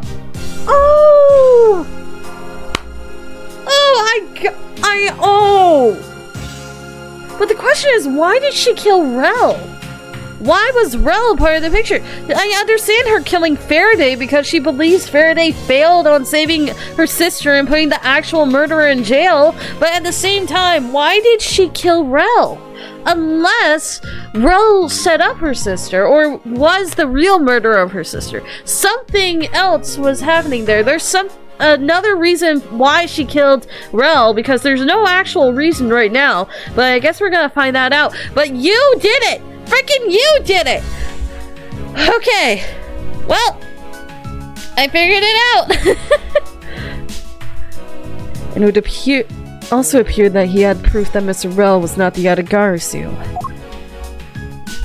No matter how he might try to play it, as long as I have the Yatagarasu's key, I can prove that he's a phony. If I present it to him in court, it should clear everything up. And he apparently also had a very definitive piece of evidence. It's been a long battle. I hope this will finally bring it to an end. Yes, I believe that Mr. Faraday was well prepared to discredit any claim Mr. Rel may have had about being the real Yatagarasu. And he had a way to prove that Mr. Rel was the guilty party in the embassy murder. This organizer is a clue straight from Mr. Faraday. I'll have to take my time and give it a thorough read later. Faraday wrote his strategy for winning in here. Mr. Faraday's organizer data jotted down in my organizer. Look, there's a picture stuck between these pages here. It appears to be a key. Wait. And a rather ornate one at that. Just look at the design on the handle.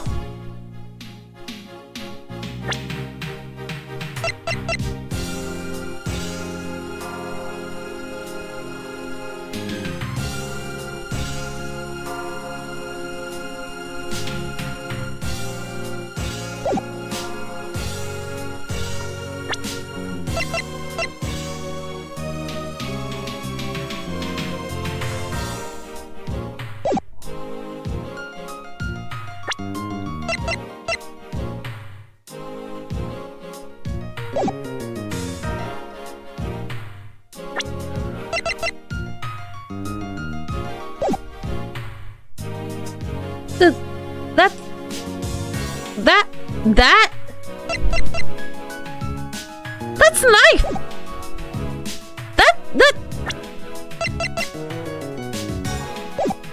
That's the knife! The key's the knife!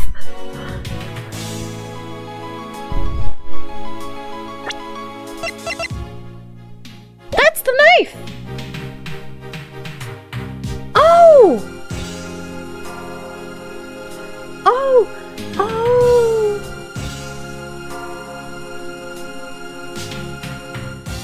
I guess it folds open, and then you can close it, and then... Oh!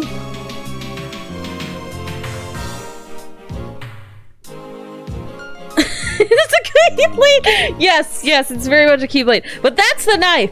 That is the knife! The key is the knife! The knife is the key! The knife key! Kite! Yes, it's a kite!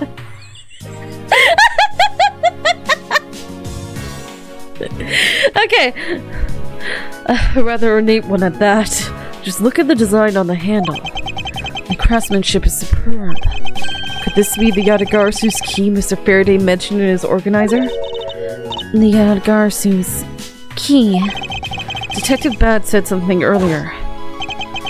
What's different about this time was that evidence related to the smuggling ring was sent to the police, and the sender was none other than the one who infiltrated the Kodopian embassy, the Yadagarsu.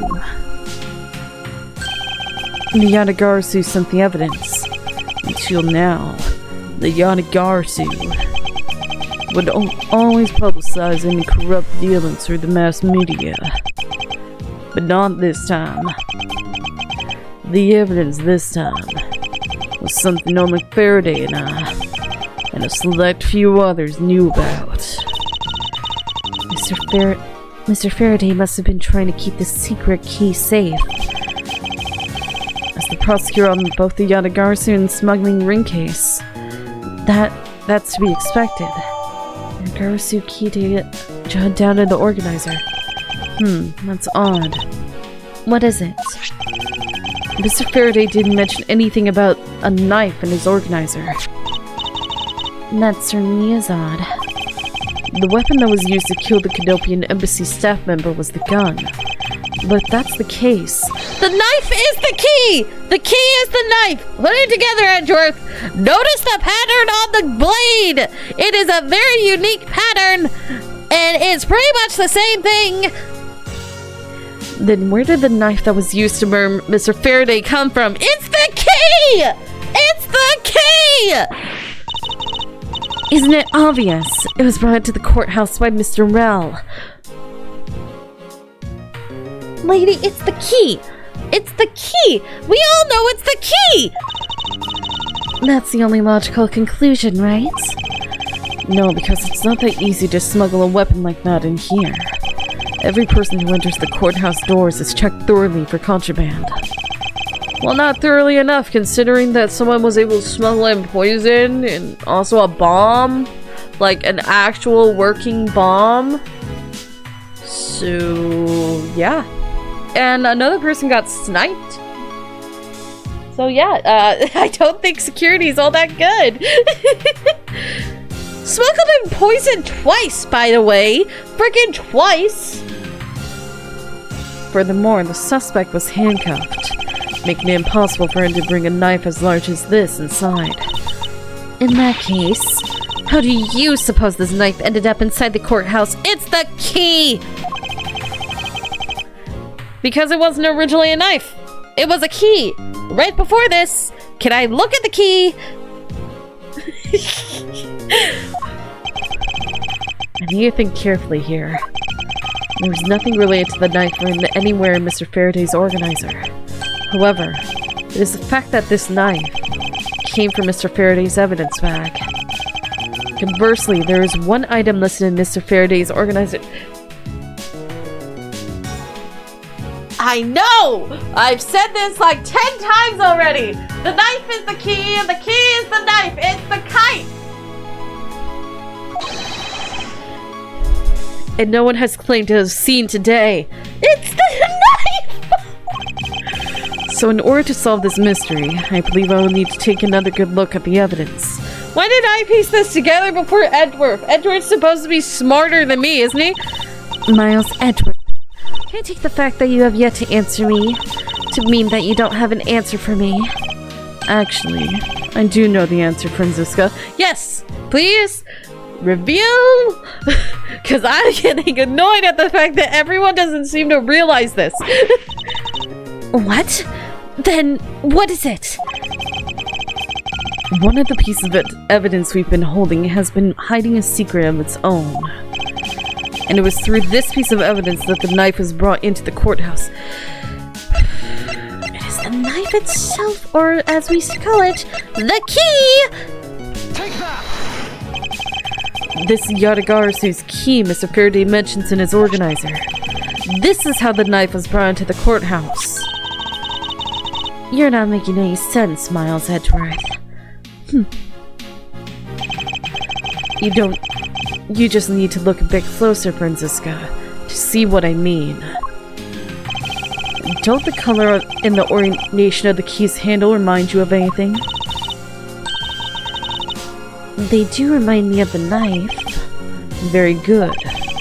Both the Yadagarasu's key in this photo and the murderous knife have this very unique design on their handles. Furthermore, even though Mr. Faraday mentions the Yadagarasu's key, the only object we found at the crime scene was the knife. You don't seriously mean to say... It appears that you finally caught up. And yes, I do mean to say that these two pieces are in fact one and the same. But that's impossible! It's not impossible. It's literally just like a switchblade, but with something on the outside of the switchblade.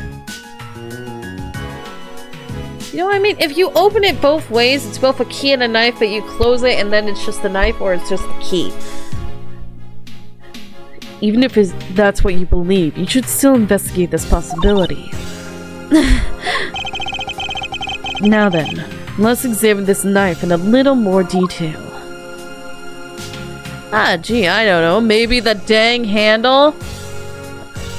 The fact that it's got blood. Is this why I couldn't study the knife earlier because of this? It's the weapon that was used to kill Mr. Faraday. The handle and the blade itself both have beautiful designs worked into them. Look, there's even a flower-shaped design on this golden section here. If this hadn't been used as a tool for murder, I don't want it for myself. She seems to be drawn to the embellishments. Too bad it isn't mine to give.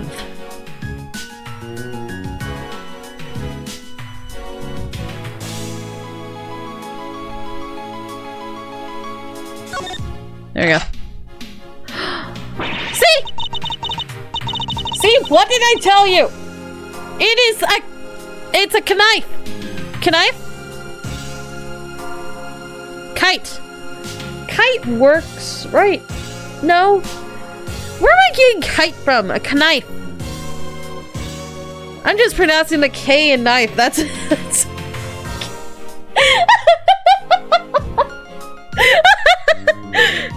I can't believe it turned into a key. To think there was such a trick to this thing. So the weapon used to kill Mr. Faraday is actually the key the Yadagarasu stole. This piece of information is more critical than anything we've learned up until now. Yadagarasu's key updated the organizer. That proves she was part of the smuggling ring! Because this was stolen from the smuggling ring, wasn't it? And the only person that would know something about this was if they were part of the smuggling ring, if this was their key! So this had to be used key! Frankly, I'm shocked. Mr. Faraday only mentioned the key aspect of this piece of evidence in his organizer. It's possible that even he had no idea the key was hiding a knife blade inside. But if that's true, then only someone who knew about the key to knife trick could have killed Mr. Faraday. Even among law enforcement, this key was top secret. We're looking for someone who knew even more about the key than even Mr. Faraday. Meaning the only person it could be is the one that sent the key in the first place. The great thief Yadagarasu. No. Then maybe Mr. Rell really was the Yadagarasu. And he was the one who killed Mr. Faraday. Isn't that one possible scenario? No, not really. Especially since Mr. Faraday was absolutely convinced that Mr. L was not the Yadigar seal. Besides, as Detective Bad said earlier, but when we questioned Mr. L about what he was sent along with the white card, Rail had no idea what it was. I see. Alright then. I guess the person who knows the trick behind this key is someone else, and that person is the real Yadagarasu. Seems that this key is truly the key to solving this case.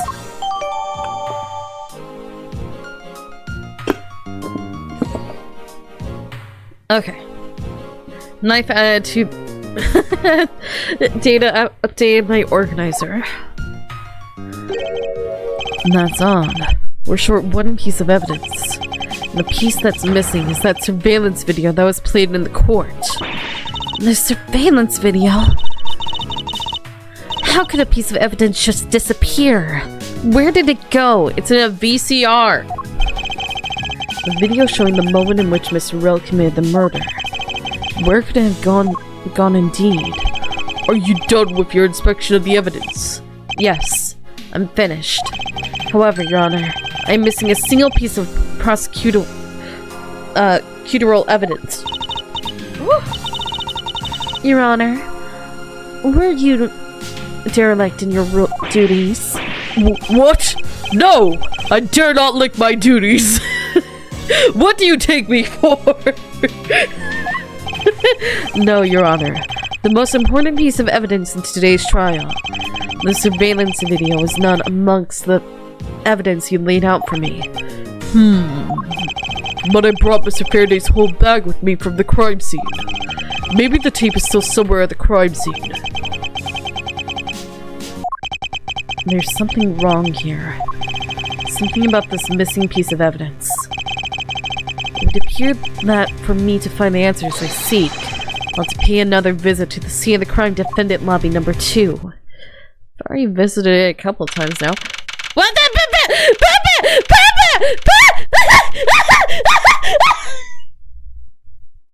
Werewolf man! Freaking werewolf man! What the? Duh! Why are you here? Huh? Did you come from China? Why are you here? Huh? Huh? Did we ever find out how old this guy was? Wait, huh? September 10th, 6 p.m. District Court Defendant Lobby number 2. Okay. Hi, werewolf man. That's Detective Bad. But who's he with? I've never seen that officer before. So did you find it? No, not yet. I've looked everywhere. I see. Well then, please continue with the search. Understood. I'll continue the search. Huh? So you're the one running this show. Prosecutors like you shouldn't even be allowed at crime scenes. How dare you? Just who do you think you are?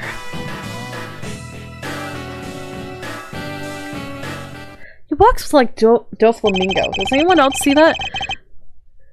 What was that all about? And who was that man just now? Whoever he was, I've never seen a more impudent officer in my life. Does he even know that we're standing right here behind him? I know you're standing right behind me. What do you want, kids? Looks like you were paying attention after all. Of course I was. I have eyes in the back of my head. So the mirror isn't for vanity's sake. It's for him to keep an eye on who or what is behind him at all times. So tell me, Detective Bad, who was that rude man just now? The guy came here from the public of Zhangfa to study. He's Agent Lang. So he's just here to study. then shouldn't he know how the law works if he was studying here? Sending every 5th person to jail for no reason and acting like it's just normal. What the heck? He's trying everything he can to revive the lost honor of his family. He's traveling the whole world to study different philosophies of attainment from scratch. By visiting various police departments around the world, he has a lot of dedication. He's still just a rookie cop. I sense a strong grudge of some sort from him. The guy's more useful than gumshoe. I just imagining Gumshoe walking by, he's like, huh? What? Even if he is rude. Well, he sure has a lot of guts to come to this country and give prosecutors a hard time. I agree. However, I can think of one young lady that statement also applies to. Considering you come from Germany, so you don't have much room to talk. I don't have much room to talk either. Anyway, what was that Agent Lang looking for, Detective Bad? Earlier, that girl was poking around in lobby number 1 as well. Like I said before, it's got nothing to do with the two of you. I highly doubt that has nothing to do with me.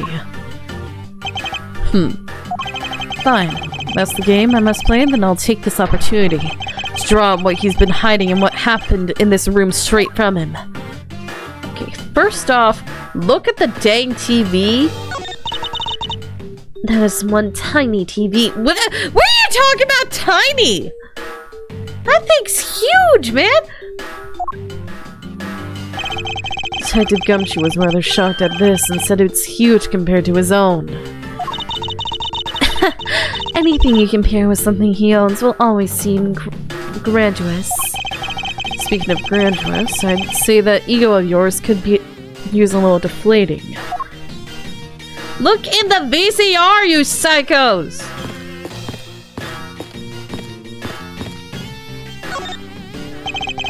Earlier, you were in lobby number 1, and now you're here in lobby number 2. You're quite the busy man, Detective Bad. Multiple returns for crime scene brings about success. That's what we detectives say. I see. In that case, you wouldn't mind if I asked about what happened again, correct? I don't have anything left to say to you, boy. Boy! You'll see. I will draw my answer from you one way or another. Would it kill you to help us even a little bit in your own investigation? In our investigation? I gave Faraday's notebook to the judge earlier. That's help enough, don't you think? Please, we are asking you for just a bit more of your cooperation. Don't push me, kid. I think this is what you're looking for. Detective Bad. Did you know of the existence of the item in this photograph? Of course I did. It's my job to know everything related to the Yadagari suitcase. In that case, let me ask you something.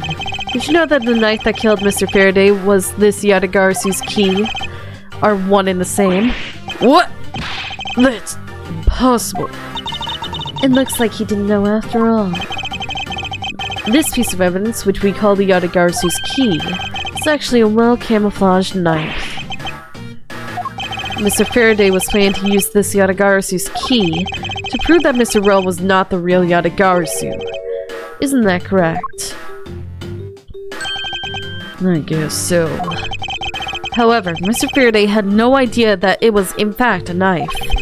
Yeah, I have to admit, neither one of us knew that fact. And if neither of us knew, then no one in law enforcement knew either. How did we miss something as big as this? I noticed that since a little while ago, you appear to be searching for something. I presume that this key is what you were searching for. Yeah, that's right. And why were you searching for it? Because I promised Faraday. I promised that I'd protect that key for my life. But after he was killed, the key disappeared from Faraday's evidence bag. Who would have thought that the key is what took Faraday's life? Detective Bad. So what we may find the truth. Please testify for me once more. Alright. But it doesn't matter how many times I tell you about what happened. Nothing will change. Oh, plenty will change. Honestly, plenty. I would murder. Detective Bad. I ask that you please testify once more about what happened in lobby number 2 and what you experienced in lobby number 1. Oh! Whoops. Okay, so it turns out I was meant to talk to him before he presented the evidence. It's fine. It works. My answer is still the same. And this is the last time I'm going to do this. That's fine, because I only need this one last time to clear everything up and find the truth behind this case. Detective Bad's movements. I was in lobby number 1, talking with you. We were talking about some trivial things. I heard the gunshot, not before the trial was about to reconvene. When we heard it, you and I immediately dashed out in the hallway together. Saw gumshoe goofing around there, and then we all ran to lobby number 2. It sounds like the exact same story he told us before. Indeed. However, I feel that we may get to draw all the information that we can. Detective Bad's movements. Hold it! Why did Miss Yu choose lobby number 1? Answer me. Who knows? She just said that she had something she wanted to talk to me about. We walked in lobby number 1 together. That's all. So his answer remains the same as before, I see. We were talking about some trivial things. Hold it! I was hoping you could expand on what exactly we're discussing with Miss Yu. Trivial stuff. It was nothing important. That's for me to decide.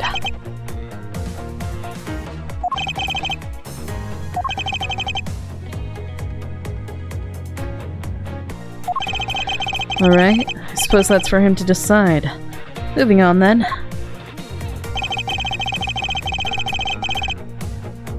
Hold it! Until you heard the gunshot, did you notice anything else that was out of the ordinary? I didn't hear any other strange sounds until that gunshot. The gunshot Detective Bad heard was really the one from the murder. That would give that other piece of evidence an entirely different meaning. I ask that you please amend your testimony with that statement just now. Sure. I didn't hear any other strange sounds until that gunshot. Hold it! Detective Bad, I honestly don't remember hearing anything else. No, $100 is the cheapest you can get a tattoo. It's a small tattoo. It's a small tattoo, and the cheapest I've heard any actually good tattoo parlor go is $100. Yeah. Yogawa, you see my tattoo. Yeah. Is it possible that you were so involved in your conversation that you missed something? I've been a detective for a long time. Even if I was involved in some, I've got quite the habit of keeping tabs on everything that goes on around me. And there have been some other strange sounds. You can be sure I would have heard it. I suppose with this detective, that's probably very likely. So, the gunshot. When we heard it, you and I immediately dashed out into the hallway together. Hold it! And why did the two of you dash out into the hallway straight away? Because we clearly heard the sound of gunshot. And we knew it came from somewhere nearby. And how did you know that was a gunshot? My line of work, you hear enough of them to know. I suppose it's only natural for a detective to know what a real gunshot sounds like. But given the circumstances, the only person that I could think of whose life could have been in danger was Faraday. That's why I ran into the hallway right away and headed for where he was.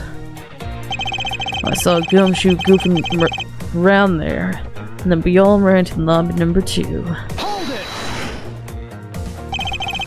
Detective Gumshoe was there in the hallway. Yeah. Why did you attest to that earlier?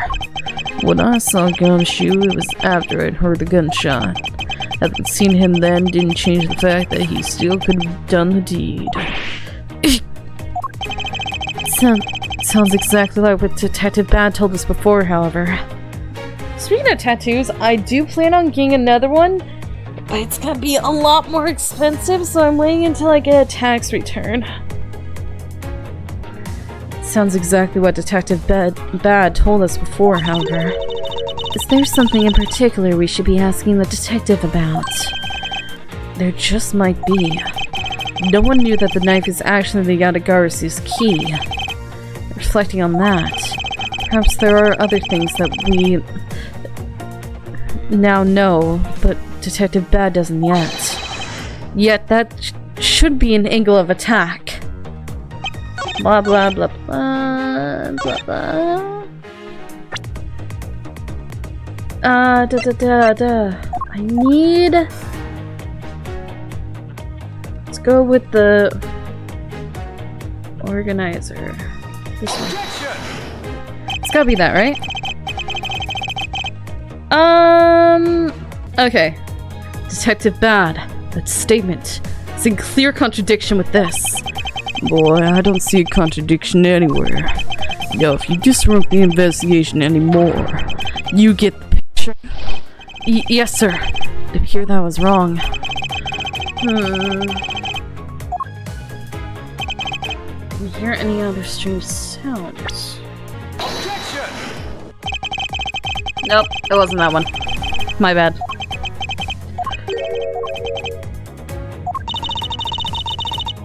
I didn't read any of that. I think I should. Impression time? What impression do you want? This piece of evidence stands in contradiction to what you just said, Detective Bad. No, it doesn't. Is that so? Can't find a I can't find a contradiction either, Miles. Which impression?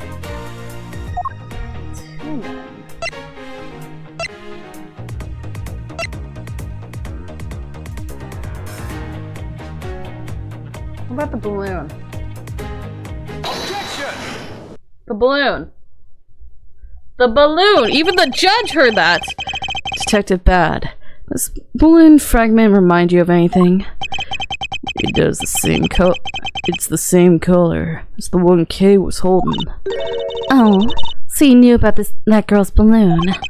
Yeah, I was sitting with her up in the gallery. During the recess, just before we split up, I filled that balloon up for her. With what?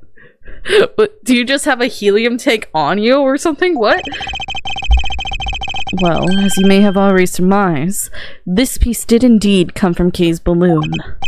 So, what about the balloon? I wonder if you might remember hearing that balloon pop at some point.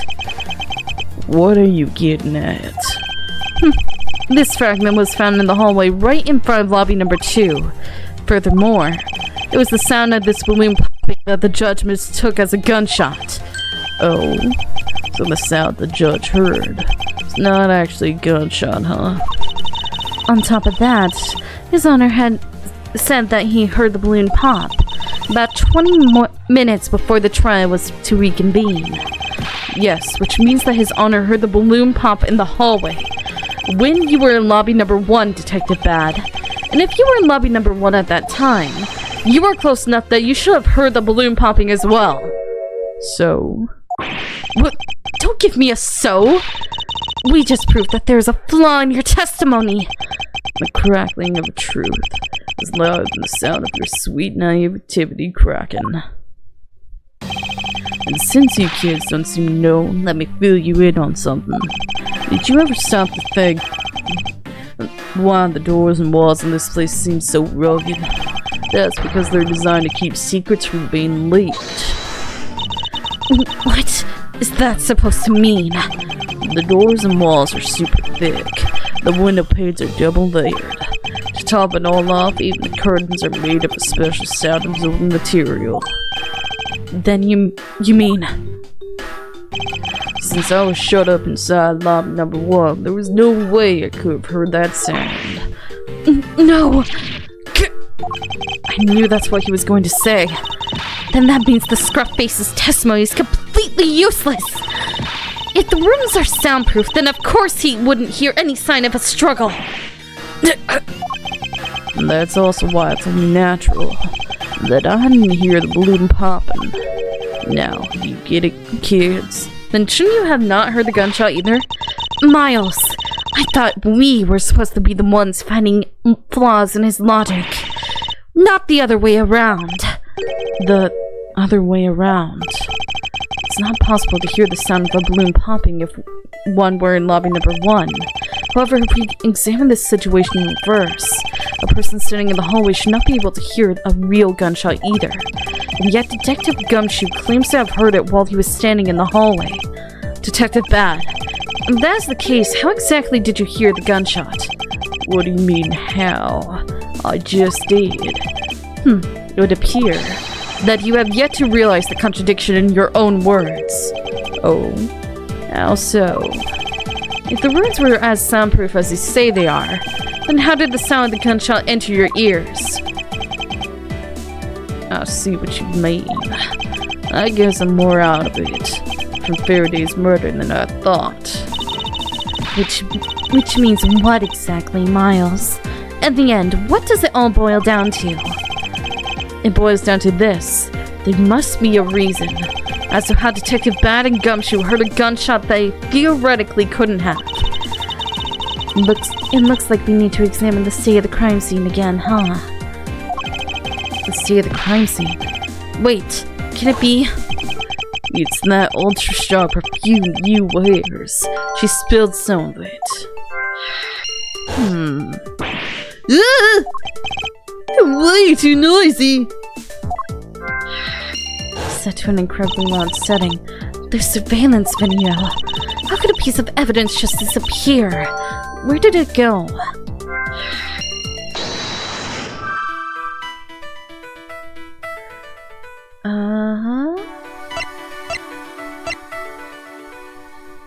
Okay, missing evidence. Very loud television. Put that together.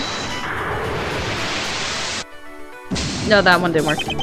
Not exactly a shining example of a perfect line of logic. Okay. Lobby number 2 window. Dissipating the smell. No? Oh, that one works. It's simply not possible for the killer to have escaped through the barred windows. And yet the fragrance of the perfume managed to escape from defendant lobby number 1. Of course, incorporeal things must move freely through those open barred windows. Open windows. Very loud television and open windows.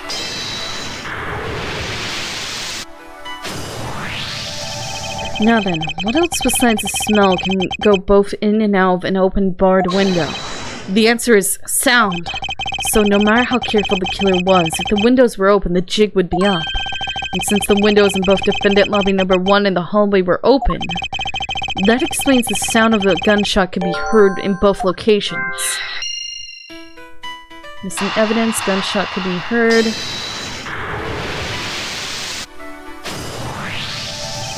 The missing piece of evidence is a video that shows the moment in which Mr. Rell killed the embassy staff member. The sound of the gunshot left quite an impression on me when it was played during the trial. The video would have been returned to Mr. Faraday's evidence bag for the recess and brought back here. If it disappeared after that time, then it's possible that the tape is still here in this room. Eureka! The evidence that the missing evidence created for me is the gunshot sound that no one should have been able to hear in the first place. Miles, What have you been thinking about? The entire riddle to this case. I have solved it. Stop wasting your time thinking and let's start looking again. It's not a waste of time to think, for I've figured out where we should look. And where would that be? I believe we should examine the television. The TV. Well, you kids have fun. Go ahead and examine whatever you like. Defendant lobby number 2. I won't rest until I've inspected every suspicious looking nook and cranny. The window is wide open. The scent of flowers is being blown in from the outside. I think it softens the heavy air in here somewhat. Windows in both lobby number 1 and number 2 are opened.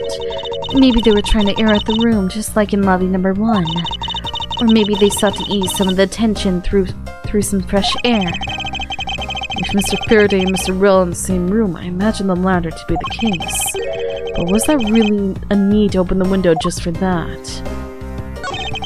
Earlier when Detective Gumshoe touched this, it made the most terrible racket. You mean when Scruffy turned the television on, right? Actually, come to think of it, I don't think Detective Gumshoe actually touched the television at all. Furthermore, it seemed more like a video feed suddenly stops. At least it did to me. I wonder why that is. It's a video player, and there seems to be a videotape inside. Looks like it. The tape must have stopped on its own when it reached the end. This tape, could it not be the missing surveillance tape? I suppose, but... Detective Bad, would it be alright with you if I verified the contents of this video? Sure. Knock yourself out. Alright, then let's rewind this and see what we have. If I remember correctly, the footage of Real killing a staff member should be about the 30-minute mark from the start of the tape. Understood. This should be about right. Now then, let's see.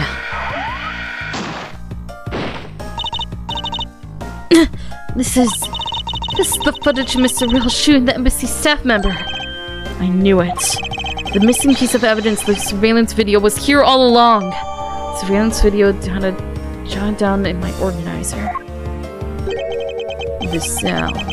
What's the meaning of this? It appears Detective Bad has figured out the true source of the gunshot he heard. With this, I think we can figure out the trick behind this double murder. Do you mean that you figured it out all out then? Yes, and all I have to do now is show that the gunshot Detectives Bad and Gumshoe heard was, and through where they heard it from. Fine. In that case, show me what you've deduced. Now to show what the gunshot Detectives Bad and Gumshoe heard was, and through where they heard it from. I won't rest until I've inspected every suspicious looking nook and cranny, too. Is this a spot somehow connected to any of the evidence I hold?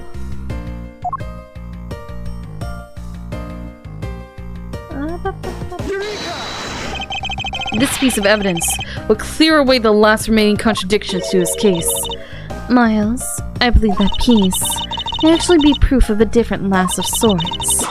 It proves that today will be your last day as a prosecutor. It appears that I've made a mistake. However, I know that the last riddle in this room. I need to calm down and think this through once more. Okay. This then?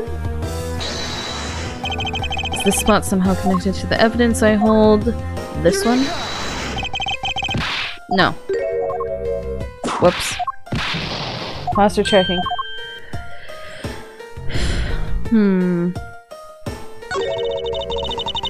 So someone left this video on play the whole time, huh? I suppose so. Other than the killer, there's hardly a sound on the rest of the tape. Then why did the television make the loud noise when Scruffy got near it? That's probably because the tape had run out and stopped its playback. It's not just bad luck, that detective has the worst timing in the world too. Someone purposefully left this video on play. The question is, why?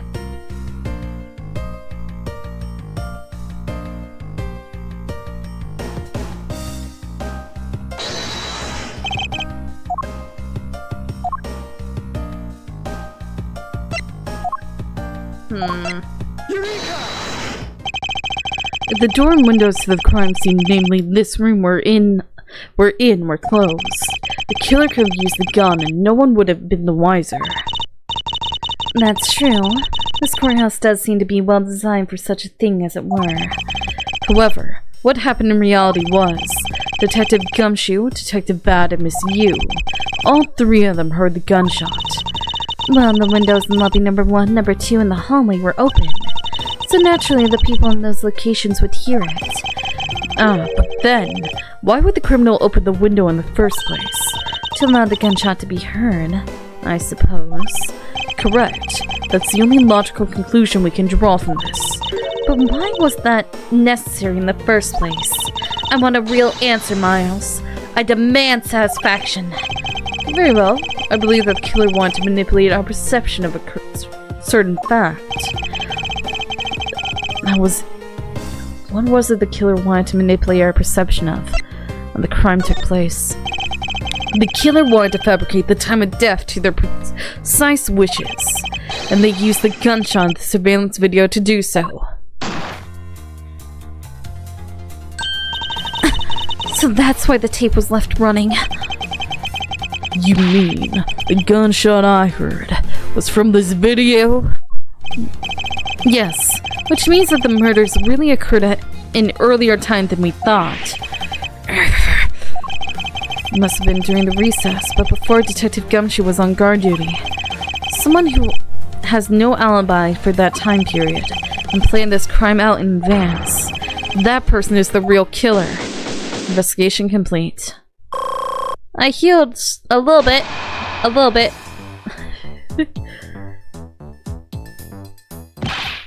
Mr. Edgeworth. Yes, what is it? Miss Yu was asking for you. She's in the courtroom. She said she's identified the murderer, but that she wants to clarify something. It looks like Miss Yu is still investigating something. Understood. Please tell her I'll be right over. I'll come along. I want to hear what she has to say. It would appear that the time has come to uncover the truth. To be continued. It's been 2 hours.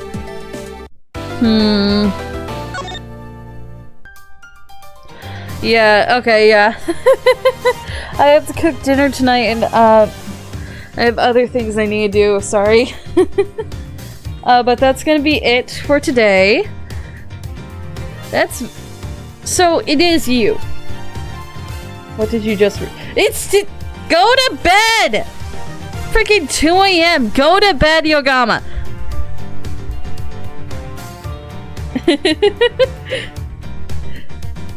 Do I stream at midnight or something? I'm sorry. I don't mean to. It's just easier for me to be streaming around this time. I can move it up to 12 PM instead of 2. Anyway, that's gonna be it for today. Anyway, so we all know it's you. But I don't think Yu is the Yatagarasu. I think she just pretended to be the Yatagarasu and sent in the key, and then used that as an opening to kill both Faraday and Rel. And then she was just trying to pin it on anybody. So since Gumshoe was in the hallway, she tried to pin it on Gumshoe. She's gonna try to continue to pin it on Gumshoe or the supposed murderer of her sister. But I feel like Yu has more to do with the smuggling ring, considering that she's targeting people involved in the smuggling ring. So she has to be at least part of it, right? Anyway, yeah, that's gonna be it for today. Good night, good day, whatever time it is for you, and I will see you all next time. You guys get sleep, please!